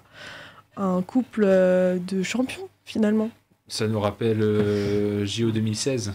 Ouais, les avec, Yoka et sa Et compagne Mosley. de l'époque. Ils sont mariés aujourd'hui. Et ils ont un enfant. Ils ont un enfant, tout à fait. Une fille, je crois. Mais ils se sont Qui séparés. s'appelle Anna. Oui, je crois qu'ils se sont séparés. Ils se sont Elle a séparés 9 ans. il y a- Elle est son groupe sanguin, c'est B. Elle va concourir bientôt en catégorie super bébé, Super léger. super couche. Nouvelle catégorie à la crèche. Ouais, eh ben merci Agathe. Je t'en prie. En tout cas, des moments marquants placés sous le signe de la joie. Hein. Vraiment, là, la Reste dans le rentrée. thème. Que la bonne humeur. Ouais. Prochaine fois, il faut mettre une musique de Patrick Sébastien en fond, tu sais, pour vite contraster avec ce qu'on dit. Ok, eh ben merci à vous quatre pour ces petits choix merveilleux pour se refaire l'été. Je vous propose deux choses, soit on fait une petite pause musique et on fait le foot et je fais mes immanquables à la toute fin, soit on fait les immanquables maintenant, on fait la pause et on fait que du foot. Franchement, fais comme tu le sens, c'est toi le boss. Non, mais tu Ça va, changes, la deuxième. tu changes mon jeu, du coup je propose maintenant. Parce que j'ai Après, moi, je lance les immanquables maintenant, on est obligé de faire les immanquables. Eh ben vas-y, lance les immanquables, on fait les immanquables. Les gros événements, les plus belles affiches et tout ce qu'il ne faut pas manquer dans les jours à venir, c'est les immanquables. Pour ces premiers immanquables, on commence par le plus évident. J'ai quand même parlé football, puisque c'est le retour des phases de poule des compétitions européennes. On reparle de la Ligue des Champions juste après d'ailleurs. C1, C3, C4 sont au rendez-vous cette semaine. Mais un mot que sur nos clubs tricolores, nos clubs cocorico. Dans ces compétitions-là, puisque Paris vient de jouer ce soir, je vais vous parler de Marseille qui défie Tottenham à Londres demain soir. Un match en direct à 21h sur Canal+. Pour ce qui est de la Ligue Europa, la petite sœur Rennes défie Larnaca, le club chypriote, là-bas, à Chypre, pour ouvrir la soirée européenne jeudi sur RMC Sport 2. Et en parallèle de ce match-là, c'est dans la petite sœur de la petite sœur, c'est en C4, où Nice, en Ligue Europa Conférence, sera confronté aux Allemands de Cologne. Un match à suivre de nouveau pour les abonnés RMC, cette fois sur la première chaîne, RMC Sport 1, à 18h45. Jeudi soir, toujours, mais à 21h seront les matchs de Monaco et Nantes, le premier sur RMC Sport 1, et les Canaries nantais qui défient l'Olympiakos, eux, sur W9 et Canal+ Foot. Donc on aura au moins un match européen en clair, si je puis dire, sur la TNT. D'ailleurs, c'est la fin de 100% foot. Passons du foot au basketball. L'équipe de France termine, elle, sa phase de groupe contre l'ogre slovène. Les coéquipiers d'Evan Fournier et Rudy Gobert feront face à Luka Doncic et toute sa clique. France-Slovénie, c'est demain à 17h15 sur Canal+ Sport 360. Ouais, ça va devenir de plus en plus compliqué cette année. Qu'est-ce que c'est que cette chaîne C'est les nouvelles chaînes du bouquet Canal, Agathe. D'accord. Moi, je sais pas, je regarde en stream. Il faut être abonné. Ils vont te rattraper. Non, tout va bien. Non, mais c'est parce que je prépare pour l'alternance. Ils ont ils me donneront les Canal+, codes, maintenant, ils ont Canal+ Foot et Canal+ Sport. Ouais, ça, Canal+ Foot, j'ai vu, mais Canal+ Sport 360, ouais, t'as vu, ils trichent un peu. Bien que les tricolores soient d'ores et déjà qualifiés pour la suite de la compétition, donc France-Slovénie, dernier match de leur phase de groupe, demain 17h15. Si vous n'êtes pas fan du basket ou que vous n'avez pas accès à l'Eurobasket, pas de panique, Agathe. J'ai la solution de secours, peut-être même la meilleure option, puisque c'est la suite des championnats du monde de volleyball sur la chaîne L'équipe. Match à n'absolument pas rater. La France défie l'Italie à 17h30 demain. En quart de finale, les Français les avaient battus, pour rappel, fin juillet, lors des demi-finales de la Ligue des Nations, qui était mon moment de l'été bis. Ces Français vainqueurs de la Ligue des Nations en volleyball. Juste petite anecdote. Si la France gagne la Coupe du Monde, elle aurait été championne olympique, championne de la Ligue des Nations et championne du monde avec 3 entraîneurs différents. Et en un an. En l'espace de un peu plus d'un an. Ouais. C'est fort. C'est fou. C'est juste monstrueux. Comme quoi, cette équipe est dorée. On l'espère maintenant, faut pas leur... Oui, il faut pas leur porter la poisse, mais il y a une grosse équipe.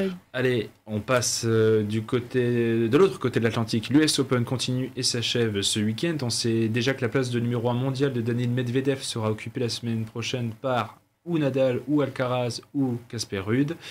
Nadal étant hors course, c'est un nouveau vainqueur de Grand Chelem qui va être couronné cette année à New York. Chez les dames, Caroline Garcia a eu une chance de joindre les demi et même la finale du tournoi américain. Premier défi cette nuit à 1h du matin contre la 12e mondiale Coco Gauff à 18 ans seulement.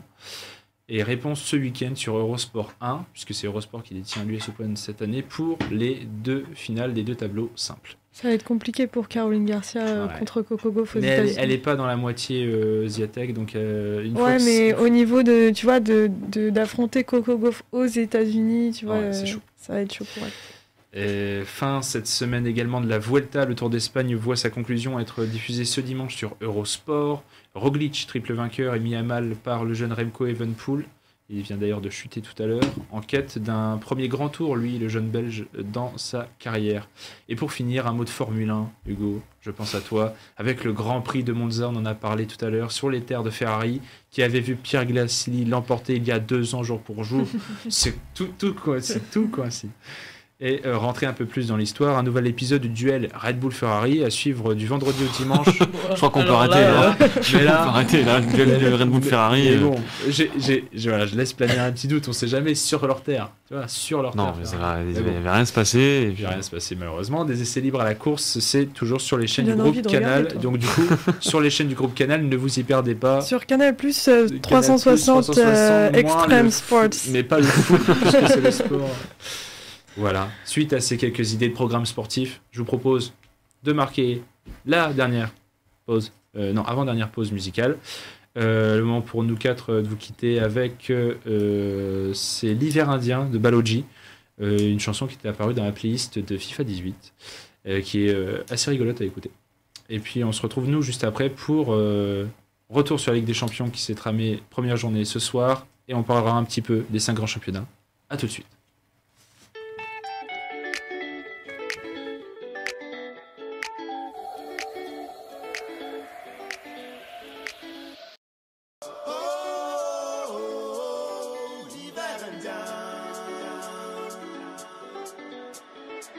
Exilé intérieur accroché à son radiateur.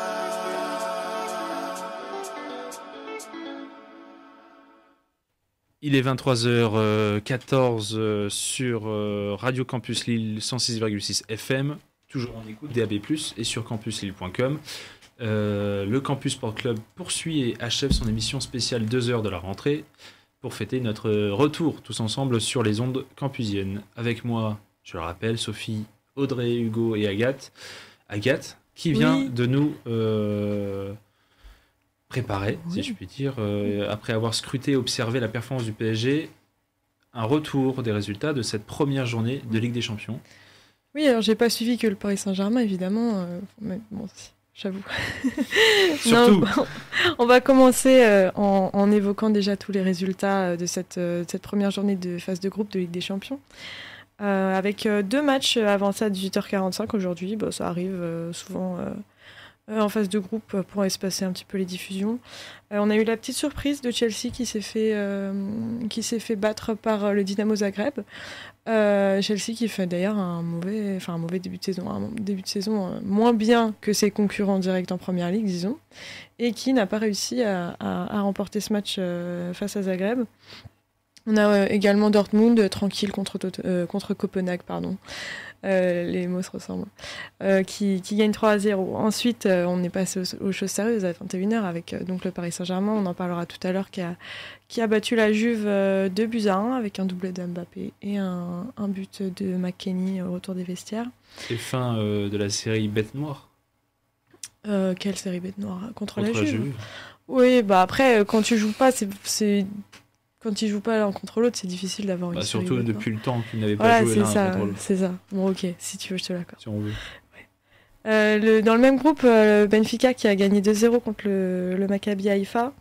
Et puis ensuite, le Real qui se balade également 3-0 à Glasgow contre le Celtic. Un point noir quand même dans la soirée du Real, la blessure de Benzema, qui est sorti sur blessure. Donc ça, c'est à surveiller. Puisque évidemment on attend beaucoup du Nueve dans cette saison et surtout avec le Real. Et un but d'Eden Hazard, s'il vous plaît, quand même. Oh. Je pense que ça se fait. Lui qui est rentré à la place de Benzema. Ouais. On a aussi City, pareil, City et Haaland qui font leur marché à Séville avec un doublé d'Erling Haaland. Et le Shakhtar qui surprend Leipzig malgré un but de notre Français. Moi, j'attends beaucoup de Mohamed Simakan qui a marqué. Et moi, je suis très fan de Simakan. J'ai envie de le voir en équipe de France. Je vous le dis. Ah ouais. Faut pas le dire à nous, faut le dire à Dédé. Je vais appeler Dédé, je vais lui dire écoute, Dédé, il y a Simakan qui arrive en Charawal. Faut que tu fasses quelque chose. Et pour le dernier résultat de la soirée, un match nul entre Salzbourg et Milan. Rien de bien flamboyant chez nos amis rossoneri. Alors pour vous parler plus en détail du match du Paris Saint-Germain, donc que j'ai suivi assidûment évidemment dans l'optique de vous abreuver d'analyse footballistique quoi finalement. On va commencer déjà en évoquant le score, comment ça s'est passé, la physionomie du match, pardon. Donc on a un Paris Saint-Germain qui a commencé la rencontre en 3-4-3 dans sa formation habituelle, avec la paire Vitinha et Verratti qui fait les bonnes heures du PSG en ce moment au milieu de terrain. Et en face, du côté de la Juve, donc Massimiliano Allegri avait décidé de changer son 4-2-3-1 ou son 4-3-3, ça dépend, pour faire un petit 3-5-2. Donc utiliser un jeu en piston plutôt avec Cuadrado et Kostic sur les côtés pour servir Milik et Vlahovic. Pardon. Ça aurait pu fonctionner, sachant que on sait que, enfin bon bref, ça aurait pu fonctionner, on aurait pu voir la Juve essayer de se rattraper, surtout que le début de saison de ce club-là est pas fou. Et avec Miretti en plus au milieu de terrain qui faisait un bon début de saison, j'avais grand espoir pour cette Juventus-là. Sauf que le jeu en piston de Massimiliano Allegri n'a pas du tout fonctionné malheureusement. Heureusement. Pour eux. Je me place du côté de celui dont je parle. Ce qui a mené 2 buts extrêmement rapides de Mbappé dans la première mi-temps. Évidemment, ça c'est couplé avec le génie footballistique de Neymar, Messi, Mbappé qui font des merveilles dans la surface. Donc la première passe décisive, c'est Neymar en cloche, magnifique pour Mbappé. Et le deuxième, c'est pareil, un jeu à 3 avec Neymar et Verratti pour finir sur Mbappé qui reprend la remise de son meilleur pote Neymar et qui double la mise pour le Paris Saint-Germain. Donc voilà, une première mi-temps très, très réussie. Et puis une Juventus qui joue toujours pas au foot, hein. Ça c'est clair. Arrive la pause. Et donc arrive le début des problèmes pour le Paris Saint-Germain. Sortie de Miretti, moi je voulais vous faire tout un portrait de Miretti, hein. C'était mon chouchou. Il a fait le pire match de sa vie là ce soir, donc clairement on va abandonner cette idée-là. Mais il a été remplacé par Weston McKennie qui a complètement transformé le cours du jeu pour la Juventus et qui a d'ailleurs marqué quelques minutes après son entrée sur corner. Un corner qui a été tiré bizarrement, mais très très bien finalement par Kostic. Kostic, donc la recrue de l'Eintracht Francfort, qui est moi je suivais avant et que j'aimais beaucoup. Ouais. Qui a une grinta incroyable. Qui envoie sur Internet. Vraiment, Kostic a fait très très mal au PSG en cette deuxième période. Vraiment, on a commencé à se dire que ça marchait bien, cette histoire de jeu en piston. Sauf que la sortie de Milik à la 67e a totalement transformé le système Juventino. Donc on est passé à un 4-2-3-1 plutôt, avec Vlahovic en pointe, alors qu'il était bien aidé quand même par la présence de Milik à côté de lui pour essayer de toucher des ballons. On sait du Vlahovic qui est souvent esselé en pointe et qui galère un petit peu à produire du jeu quand il est dans ce système-là. Allegri a décidé de le remettre dans cette situation et de passer en 4-2-3-1, donc ce qui fait que le match s'est un peu arrêté du côté de la Juve et à côté les individualités du PSG ont certes fait le spectacle mais n'ont pas réussi à enfoncer le clou, d'où le résultat final de 1 pour le Paris Saint-Germain. Donc c'est un bon résultat, hein, pour le PSG, c'est très bien. L'entame est réussie. On est un peu chagriné par l'absence de Di Maria, on aurait aimé voir les retrouvailles entre l'Argentin et son ancien club parisien qui vient de quitter pour la Juventus, mais il s'est blessé. Et pour Rabiot alors, ça donnait quoi? Pour Rabiot, il a fait du Rabiot. Paredes par contre aussi était titulaire, et aussi un ancien parisien, et il a failli se battre avec Sergio Ramos, donc ça c'est une info aussi. J'ai trouvé ça incroyable. Vraiment Paredes qui se bat avec ses anciens coéquipiers, il joue avec eux mercredi dernier. Mais Alors à ce propos, ça n'a rien à voir, mais tu parles de Sergio Ramos. Apparemment, certains de nos auditeurs, en tout cas, m'ont glissé à l'oreille que la défense du Paris Saint-Germain était catastrophique et que ça faisait très peur. Alors, c'est pas que c'était... En fait, c'est du dernier recours, tu vois. C'est Ramos qui te fait une talonnade sur la ligne pour sauver un T'appelles but. ça du dernier recours, toi? Non, mais tu vois, c'est du sauvetage, mais ça fait très peur en soi, parce que même Donnarumma fait 2 arrêts qui sortent de nulle part et qui normalement doivent être des buts. Et oui, en vrai, Marquinhos en ce moment est fébrile aussi. Après, moi, j'ai pas spécialement peur, dans le sens où, malgré ces situations-là, c'est des choses qui arrivent aussi de l'autre côté, tu vois. Parce que ma source auprès de notre auditorat insiste sur le fait qu'il a vraiment peur il a peur, mais qu'il apaise son cœur et ses peurs, tout ira bien. Tout ira bien. Non, mais je comprends parce que c'est vrai que depuis quelques matchs, surtout du côté de Marquinhos et Sergio Ramos, c'est vrai qu'il y a apparemment il y a un petit peu de... Voilà. Mais attends, Sergio Ramos, je suis moins d'accord. Pas de panique. Non, Sergio Ramos, je suis moins d'accord. Mais enfin, je comprends. Je pense que c'est l'histoire de talonnade là qui l'a fait un peu tiquer. Mais tu me confirmes, je sais pas. En tout cas, pari chirurgical, hein, puisque les stats de la première mi-temps, c'est facile. Hein, c'est 2 tirs cadrés, 2 buts d'Mbappé. Donc ils se sont mis à l'abri sur les 2-3 occasions qu'ils ont eues. Ouais. Et après, au retour des vestiaires, petite baisse de régime, ils se sont fait avoir, comme tu dis, plus ou moins bêtement sur le corner. En fait, c'est sur corner. Le corner, il est tiré à 2. Et donc c'est Kostic qui récupère le ballon et puis qui envoie un très beau ballon, hein, faut le dire, sur Makani, hop, de la tête. Il n'y a rien à faire, hein. Et puis à partir de là, ils ont encore poussé, mais ça n'a pas, comme je l'ai dit, le changement de système d'Allegri, je comprends pas ce coach, honnêtement. Je pense que je pourrais écrire une dissertation sur ce truc, mais je ne comprends pas ce coach.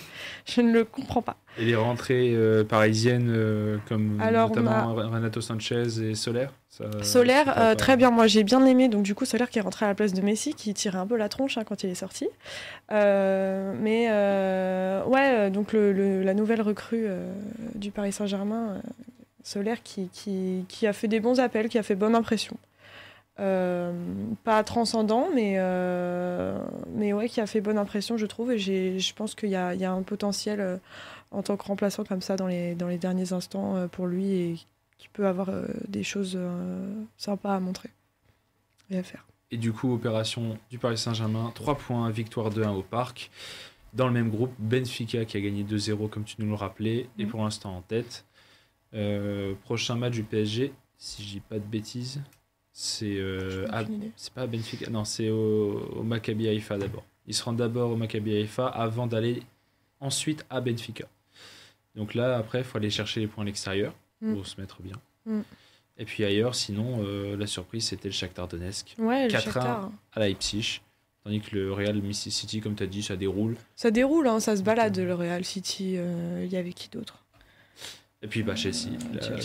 Les 2 surprises viennent de Zagreb. Dans le groupe, franchement, moi je regarde, je vois qui c'est qu'il y a, et je vois qui c'est qu'il y a au moment du tirage, et qui c'est comment se dépatouille un petit peu ce groupe après la première journée. T'as les deux gros à qui on promet. C'est dur là, c'est dur. On promettait, pardon. C'est tard. On promettait la qualification qui se retrouve de 3e et 4e, et les deux à qui on promettait la difficulté, la galère et tout ce qui s'ensuit. Pour l'instant, ils sont 1er et 2e en ayant battu les 2 gros, donc c'est génial. C'est le groupe dans lequel il risque de se passer des choses en fait. Ouais, c'est ça. Alors pour l'instant, c'est le seul dans lequel il s'est passé des choses un peu surprenantes. À voir, effectivement, à voir pour la suite.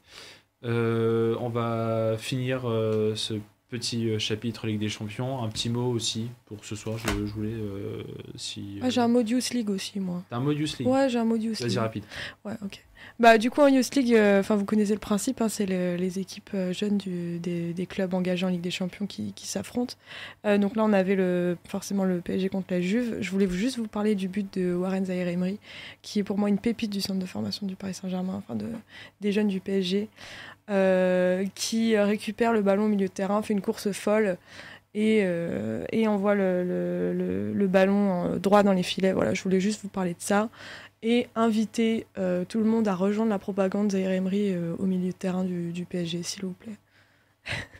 C'est une propagande lancée sur 106,6 FM. Et donc PSG 5-3 contre la Juve. Oui, puisque en Youth League, c'est des moins de combien ? 21 ? Ouais, c'est ça, c'est les U21. Non, c'est U21. C'est U21. Voire U19. Hein. C'est U19, il me semble.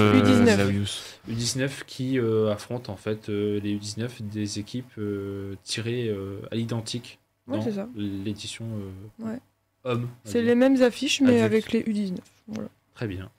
Ouais, un petit mot, du coup, sinon je vous évoquais juste avant, pour cette année, cette saison 2022-23 Ligue des Champions, qui en fait est...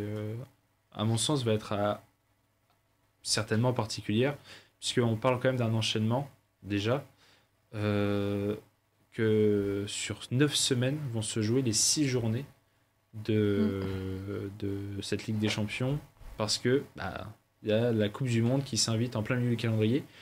Alors déjà, vous, comment vous pensez que ça va se passer, notamment dans la gestion des joueurs, la gestion des stars internationales, aussi j'entends, Et est-ce qu'au final, comment, à votre avis, on va s'en sortir à la fin de cette phase de groupe? Si on va toujours avoir des grosses écuries dominantes, ou si là, on le voit déjà, il y en a qui sont en ballottage, elles perdent des points, qu'après, elles pourront plus dire « Ah, ben j'ai de l'avance, je compense, mes joueurs, je les mets hors pot, parce qu'en championnat et en coupe, les fédérations ont aussi calé plein de matchs sur cette période-là, parce que la Coupe du Monde, la Coupe du Monde presse tout le monde à ce moment-là, et les joueurs, ils vont enchaîner des matchs tous les 3 jours avec ce mais les grosses écuries, c'est des calendriers qu'elles ont déjà l'habitude de gérer, mais pas à cette période-là de l'année. Mais du coup, plus tard, en avril, mars, plus tard, quoi, dans la saison plutôt que dans l'année, parce que c'est dans Moi, le je premier dirais mois de l'année. dès le retour de Coupe du Monde, ça va commencer à... Ah oui, évidemment, parce qu'ils vont être ultra fatigués. En tout cas, les gros joueurs vont être extrêmement fatigués, mais moi, je trouve que le calendrier, alors oui, il est indécent de complexité et surtout il est hyper rempli, quoi. Mais en dehors de ça, par contre, je pense que c'est des équipes qui sont en capacité de le gérer parce que, ils ont les effectifs. On parle que des phases de groupe, c'est dans la Ligue des Champions. Alors, certains, hormis les quelques groupes de la mort, les 2-3 groupes de la mort qui existent, les autres équipes devraient s'en sortir pas trop mal, je pense. En tout cas, dans la gestion. Et puis, c'est le moment de faire jouer, par exemple, Warren Zaïre-Emery. Voilà, je vous fais ça là. Elle en rajoute, hein.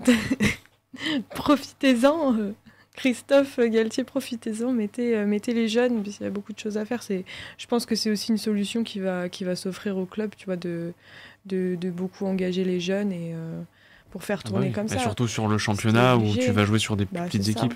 C'est ça. Évidemment, les coupes d'Europe seront, je pense, toujours privilégiées, surtout au Paris Saint-Germain et à l'OM, je suis moins sûre. Mais... À l'OM, ils ont plutôt intérêt à mettre le paquet sur la Ligue des Champions. Ah non, je suis pas d'accord.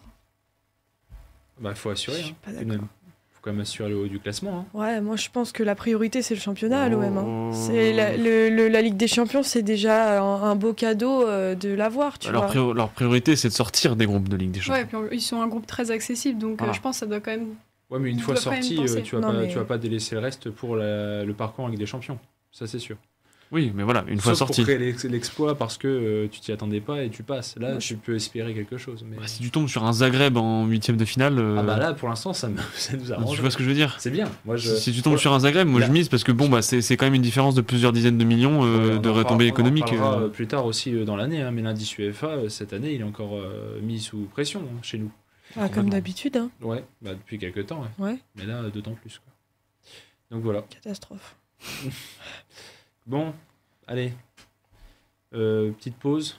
Mon cher Hugo, ta dernière manip, t'inquiète pas. On va se faire une dernière pause pour cette rentrée du CSC. Un dernier interlude musical, moi aussi, je galère. C'est dur, on est d'accord. Il est 23h. C'est la reprise. 23h30, ça fait plus d'1 heure d'émission. C'est un peu dur. Un mot juste après cette pause, du coup, sur notre cher Ligue 1 et un petit aperçu des pays voisins, vite fait. C'est juste après My Type de Saint Motel. Dans un instant sur Radio Campus Lille. On se retrouve juste après. À plus.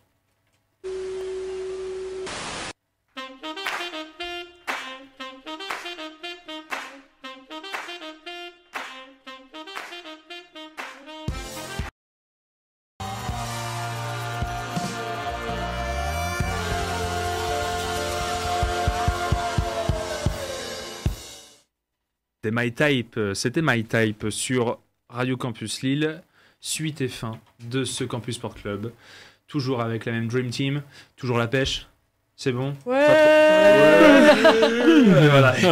Moi j'ai adoré My Type, ça m'a requinqué. Et pourquoi j'ai pas confiance? Forcément, il y a un qui baille et c'est le gars qui est aux manettes ce soir. Ça va, il n'y a plus de manip, tu m'as dit. Jusqu'à la fin quand même. Fais attention à toi. Et Ellie, comme il nous entend, petit message. L'auditeur très fidèle, très connu de l'équipe et inconnu du grand public. Ça va pas ou quoi? Il est hyper connu, Ellie. Bien sûr. C'est une star. Les gens s'arrêtent pour lui demander des selfies. Tu t'es déjà promené dans l'île avec Ellie? Tu t'arrêtes tous les 3 mètres. C'est un enfer. J'ai pas eu cette chance. J'ai envoyé plein de DM sur Twitter. Il me snob, il me met des vues. Bref, Ellie, si t'as vraiment envie de donner ton opinion, viens en char à voile, mec. Viens, on t'attend. Vas-y, fais le trajet, ça doit pas avec durer. Le temps d'aujourd'hui, ça va être Bordeaux, ça met quoi? Justement, il y a du vent. Il aurait pu en profiter. Bon, nous y voilà. Un petit mot sur notre belle Ligue 1. D'ailleurs, je pensais à Ellie en disant ça parce qu'on ne pourra pas parler de Bordeaux. Ah là là, nostalgie. Ça valait le coup d'écouter, Elie, du coup. Notre belle Ligue 1 qui a montré un tout nouveau visage en ce début de saison. Je vais mettre l'accent, du moins du point de vue de l'arbitrage. Hein. Vous le savez, une pluie de cartons s'est abattue cette année sur la Ligue 1 Uber Eats, dont 28 rouges. C'est pas mal. Une volonté de durcir le jeu du côté de l'arbitrage français, de sanctionner plus durement, surtout côté protestation et faute d'anti-jeu. Mais vous pensez quoi de ces mesures? Est-ce que, comme beaucoup l'ont dit, il faudrait que ça tienne sur le long terme pour que ça soit efficace? Il y en a qui disent non, mais c'est trop direct. On n'aurait peut-être pas dû faire ça. Vous avez un avis là-dessus? Bah, pour moi, cette multiplication des cartons rouges, ça veut surtout dire la baisse de niveau des défenses, en fait. Et ça va de pair avec tous les buts qui ont été marqués en Ligue 1 depuis le début de la saison. Enfin, je crois que c'est une des saisons les plus prolifiques depuis. Ouais, on est un des championnats, on est sur plusieurs journées, on dépasse aisément les 32, 33, 35 buts. Alors après, ça dépend de si tu vois le verre à moitié vide ou à moitié plein. Moi, en vrai, tu as un peu des deux. Je pense que il y a des attaquants de grand talent, évidemment, qui marquent beaucoup de buts, mais il y a aussi des erreurs de défense, des fois, qui sont monstrueuses et qui amènent soit à des cartons rouges, soit à des buts, quoi. Mais en fait, je pense que c'est pas possible. Tu vois, par exemple, je pense à Brest-Montpellier, tu vois, qui se prennent 7-1, je crois, à domicile. C'est 7-0. Ouais, 7-0, voilà. Enfin, tu vois, ça n'existe pas, ça, normalement. Et ça, pour moi, c'est symptomatique d'une baisse de niveau de la défense. Trop de cartons pour toi, ça je pense calme qu'il y a les une corrélation. défenseurs. Je pense qu'il y a une corrélation, tu vois, parce que quand t'es fébrile, bah, tu fais des fautes bêtes, tu vois, tu t'es énervé, tu sors de ton match, soit tu contestes, soit tu fais des tacles avec les deux pieds en avant, et du coup, tu te prends des rouges, quoi. Après, ça montre aussi qu'il y a peut-être un peu trop de contestation dans le foot aujourd'hui. C'est quand même un des seuls sports où il y a toujours 4 joueurs qui viennent entourer l'arbitre pour protester. Ouais, Donc, je pense aussi il y aurait... Alors, ça fait partie de la culture foot, mais je pense que c'est quand même quelque chose qu'il faudrait aussi penser à corriger. Ouais, non, mais c'est sûr, mais en fait, comme tu dis, ça fait tellement partie de la culture foot que, en fait, on dit ça tout le temps, tu vois. À chaque fois, on dit, ouais, ça conteste trop, les footeux, vous êtes trop autour de l'arbitre, etc. Mais je pense pas que ça changera, parce que si ça devait changer, tu vois, enfin, là, dis-moi, quand tu regardes la Ligue 1 le week-end et tout ça, est-ce que tu vois, malgré l'augmentation des cartons rouges, est-ce que tu vois moins de contestation? Non, t'en vois pas, parce qu'en fait, c'est tellement ancré que voilà, c'est comme ça. Je dis pas qu'il faut vivre avec, parce que c'est pas bien, mais il faut vivre avec. Ou alors les contestations, il faut aussi travailler là-dessus, sur les échelons plus jeunes encore.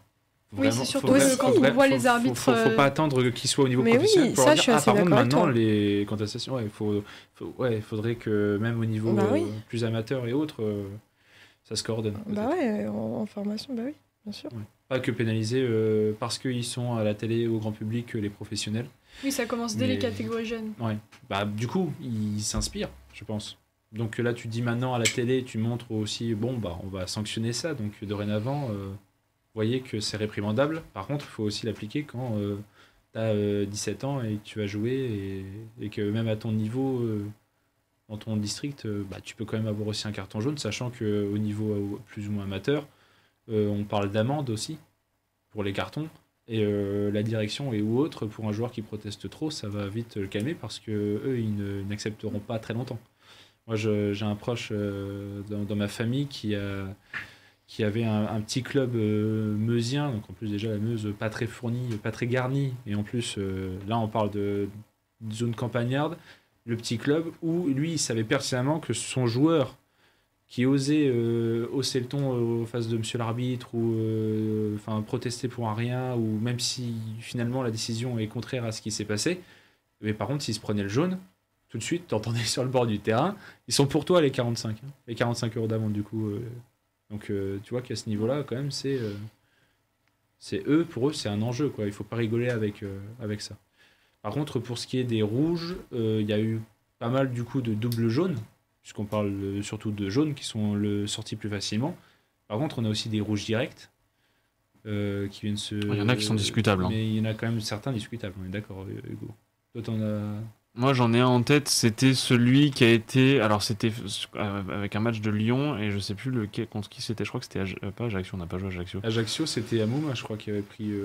Non, Amouma, c'est normal qu'il ait pris, c'est Amouma. Il avait hâte de vous faire du mal. Donc, Non, je sais plus contre qui c'était, je suis en train de rechercher là, justement. C'était à Reims, voilà. Et je crois que Reims termine à 10, c'est tout à fait ça. Reims termine à 10 sur un carton rouge direct contre Lopi. Alors, j'ai plus l'action exacte en tête, mais sur le moment, même moi, j'étais pas d'accord avec l'arbitre et je trouvais que le carton rouge était sévère. C'était un tacle par l'arrière qui, à vitesse réelle, était un peu spectaculaire parce que rapide, mais pas pour autant dangereux. Mais un tacle par derrière. Bon, moi je pars du principe que 3/4 des tacles se font par derrière. À un moment donné, il faut être honnête, il y en a plein qui se font par derrière et on met pas de rouge. Donc c'est pas une règle qui est la condition parfaite et sans aucune remise en question d'un carton rouge. Et pourtant là, ça a été presque la seule justification donnée à ce carton. Et moi j'ai trouvé très sévère. Et il y en a plusieurs comme ça que j'ai trouvé très sévère. Alors c'est le premier qui me vient en tête et le seul. Mais pour avoir pas mal regardé de matchs de Ligue 1 depuis le début de la saison, et ben justement j'ai trouvé que il sortait de manière un peu injustifiée. Mais c'est peut-être une réaction de la part des arbitres aussi de vouloir un peu serrer la vis face à des problèmes de discipline parce qu'on a vu des trucs de contestation aussi, hein, Nice-Brest. Il y en a qui prennent des jaunes parce qu'ils contestent. Alors attention à Verratti pour le coup, mais qui a très bien démarré le championnat. Il a confié à Vitinha. Exactement. Verratti ne prend plus de carton jaune, monsieur. Oui, non, mais bien sûr, mais parce qu'il se contient aussi, parce qu'il sait qu'il fait partie des joueurs les plus menacés à cause de sa réputation. Mais bien sûr, mais ça, j'en avais écrit tout un papier ça à l'époque. Pour le défendre, parce qu'il était menacé de 6 semaines de suspension, je crois. Non, 6 matchs de suspension, parce qu'il avait, tu sais, quand il avait dit au micro de Canal après un match contre Nantes, on se fait chier dessus par les arbitres, il avait dit ça. Un peu à la Zlatan en sortie de Bordeaux. C'est ça, ouais. On se rappelle un peu. Shit country. Non, mais du coup, il était menacé de 6 semaines. Et alors, après, c'est soit... en vrai, ouais, je comprends, tu condamnes ce genre de comportement, évidemment, sauf que moi, je condamne pas. La question va être sur quelle durée et puis, si c'est à étendre que au niveau professionnel ou dans les strates inférieures. Mais déjà, est-ce qu'ils vont, vu comment le monde du football, je parle professionnel, hein, on parle aussi des figures, des présidents ou autres qui demandent que ça cesse. Est-ce que l'arbitrage va s'y plier au fur et à mesure de la saison ou est-ce qu'ils vont essayer de garder la ligne de conduite 38 journées durant ? Alors moi, ça m'énerverait énormément que le corps arbitral cède à cette pression mise par les acteurs du foot, que sont les présidents, les présidents de club, les joueurs, les entraîneurs, etc. Parce que ce sont deux choses, le corps arbitral et les autres acteurs du foot, ce sont deux corps complètement dissociés dans le monde du football. Et pour le coup, sans les arbitres, il n'y a pas de football. Et en fait, on fait trop exister, je trouve, depuis plusieurs années maintenant, depuis des décennies, on fait trop exister les autres acteurs, que sont les présidents, que sont les joueurs, que sont les entraîneurs, et plus assez les arbitres. J'ai tendance un petit peu à prendre la défense des arbitres, moi, mais pour une raison toute simple, c'est que l'autorité de l'arbitre dans le football européen, je ne veux pas dire français, pour moi c'est football européen de manière générale, est en déclin. Alors ça se voit beaucoup plus en France parce que déjà on voit plus de matchs, et parce que je trouve que c'est plus prononcé, mais même au niveau européen ça l'est, même si c'est un peu moins prononcé. Et du coup, à mon avis, je pense, c'est un peu l'impression que ça m'a donné, j'ai trouvé que justement ce gros amas de cartons qui est sorti des poches des arbitres depuis le début de la saison, c'est un petit peu une réaction de la part des arbitres, justement, du corps arbitral, pour un peu regagner d'autorité, pour un petit peu refaire respecter l'homme en noir sur le terrain. Alors, je dis pas que c'est la bonne manière de le faire, je dis pas non plus que c'est très judicieux, et je dis juste que c'est une réaction un petit peu compréhensible et logique, qui se remet du coup dans son contexte, et qui est du coup un petit peu plus excusable sans pour autant être, on va dire, pardonné, tu vois.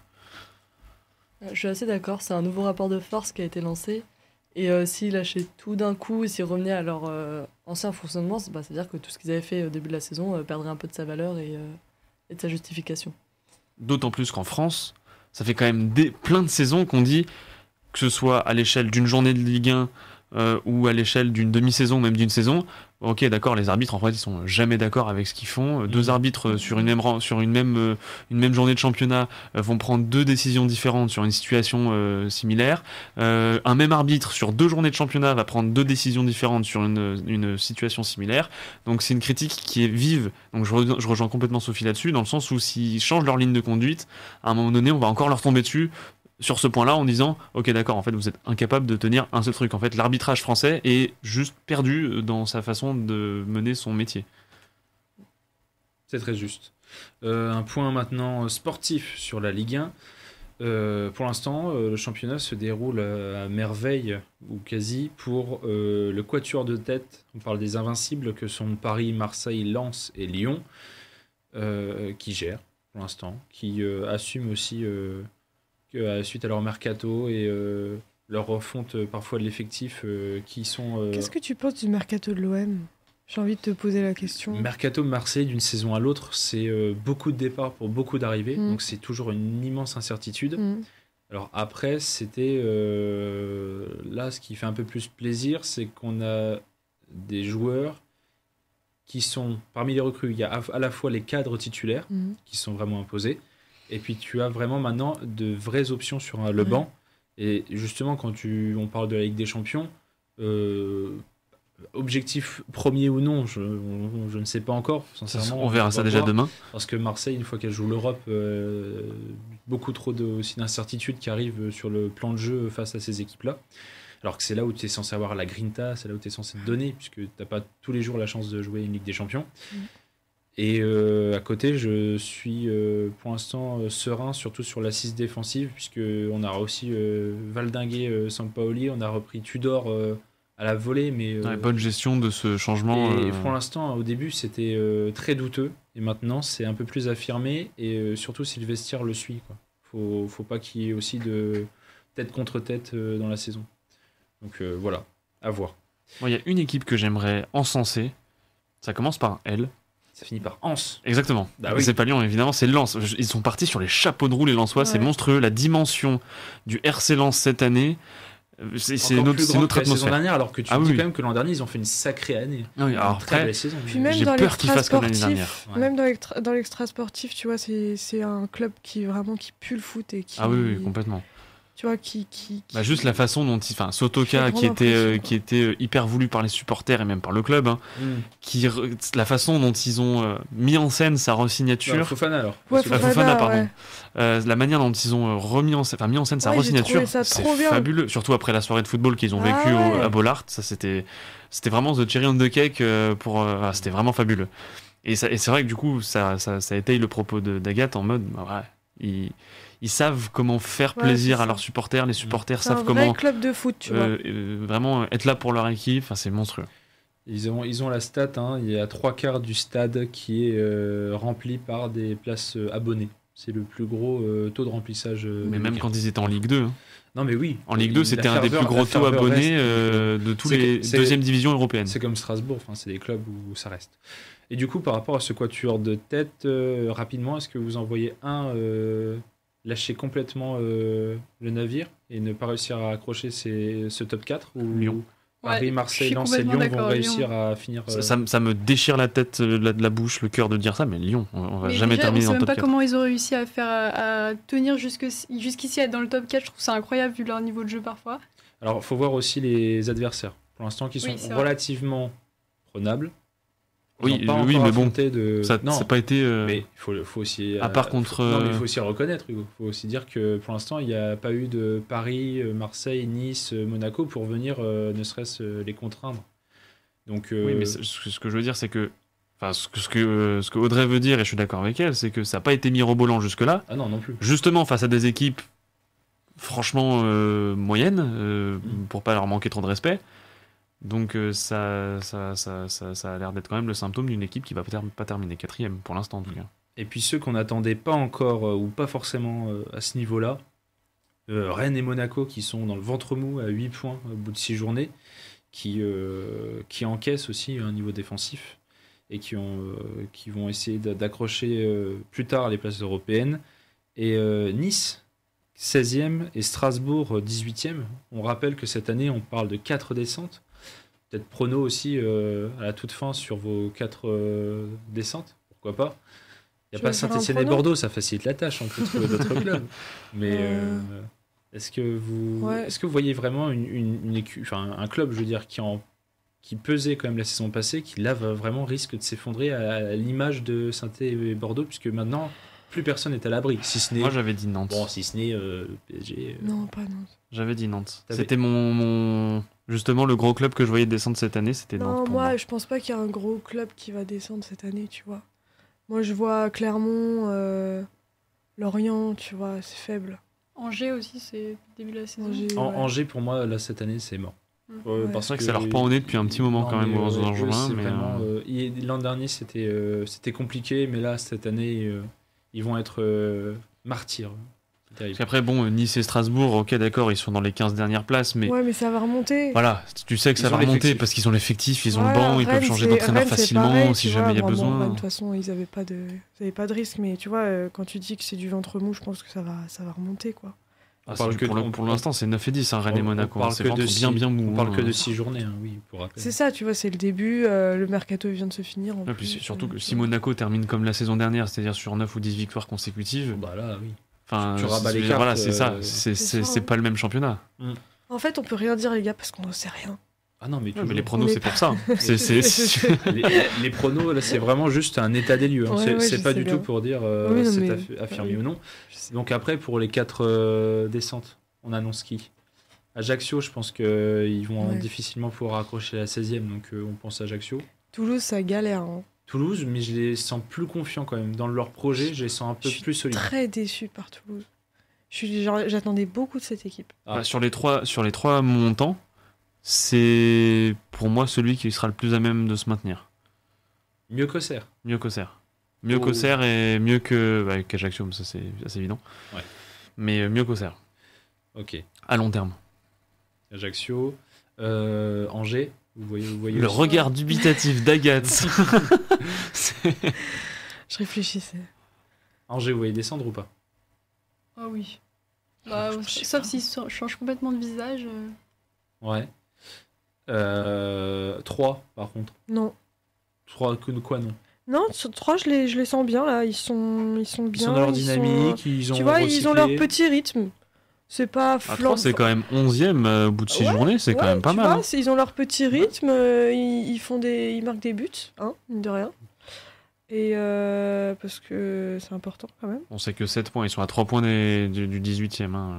Non mais voilà, mais tu vois, ils ont leur rythme. Les différences de points, elles valent rien là, pour l'instant. Il n'y a pas assez de matchs joués. Bien sûr. Mais non, mais j'ai plutôt une bonne impression de 3 dans ce début de saison. Et je m'y attendais pas d'ailleurs. Et si on peut revenir 2 secondes sur le haut du tableau, moi je trouve quand même fou, par rapport aux autres saisons qu'on a pu voir, les dernières saisons, que le Paris Saint-Germain soit égalisé avec 2, potentiellement 3 clubs au bout de 6 journées. Non, égalité avec un club. Avec un club, pardon, et potentiellement 2. Oui. Et Marseille, avec Lens, vraiment pas loin derrière, à 2 points. Ouais, mais ça fait que 6 journées, tu vois, c'est pareil. Bah d'ailleurs, oui, mais enfin derrière, après, t'as Lille à 10 points. Ça fait quand même 2 victoires. Enfin, voilà, c'est... Pour information, Paris-Marseille, ce sera pendant la phase allée, c'est 16 octobre. Ouais. Déjà d'ici là, Marseille, ils ont au programme Lille, Rennes, Angers, Ajaccio. Marseille, ils ont un gros calendrier là sur cette période avec en plus la Ligue des Champions qui se rajoute. Et Paris qui auront Brest, Lyon, Nice, Reims avant d'affronter les Marseillais au Parc. Oh, donc ouais. C'est t'as regardé quoi? Je viens de voir Lyon-Paris le 18 septembre. Voilà, c'est la crucifixion là, je pense, ce match. C'est Lyon-Paris ou Paris-Lyon? Lyon-Paris. Ouais. Mais je suis très content d'être à Lille parce que là, au Groupama, non, ça va être une clim monumentale. Tu penses? Mais bien sûr. Tu penses que ça va faire être un massacre? Lille-Paris? Ah mais clairement, moi je vois un Lille-Paris. Un schéma, je parle pas de un schéma. Un schéma genre 5, 6, 0 ou 1 quoi. Oui, moi je suis d'accord, ouais. Oui, non. Non, mais vraiment. Mais non, mais c'est vrai, ça m'attriste, hein, mais c'est vrai. Je vois pas un Lyon flamboyant, même s'il y a le retour de la Lacazette et Tolisso, je vois pas un Lyon flamboyant qui est capable de mettre un 2-1 à la dernière minute comme on a pu le voir il y a 4 ans. Enfin, tu vois. Il faut qu'ils réussissent à... C'est ça, ça existe plus ça. à Lyon. Tu vois pourquoi ça a marché Monaco contre le PSG? Déjà parce que Vitinha n'était pas là et que du coup le milieu a été totalement étouffé par l'autre dingue de Mohamed Camara qui était littéralement partout. Et en fait, comme tout passe par le milieu au PSG, tu vois, c'est ça la clé. Appelle ton club et dis-leur J'ai Peter Bosch au bout de la ligne, là, il t'écoute. Appelle. Dis-lui, c'est ça la clé. Tu t'empoisonnes la Vitinha dans son sommeil et puis après tu mets un mort de faim. Alors, vraiment, tu mets un mort de faim au milieu et c'est bon. Après, contrairement aux autres années, on a une défense qui tient la ligne, qui tient la route. À peu près. Bah, surtout que vos espoirs, ils ont confirmé. Voilà. Enfin, Loukeba Gusto, pour l'instant, maintenant, c'est... Qui sont deux défenseurs. Qui sont ancrés. Hein. Vous avez fait quand même... Aujourd'hui, ils sont titulaires indiscutables. Bah oui, y a pas de... C'est le projet. Hein. Ouais. Dubois étant parti, maintenant, c'est bon. Tant mieux. Léo Dubois. Donc voilà. Et champion de cette année? Il n'y a pas de débat. Pareil quand même? Bah oui. Non. Bah oui.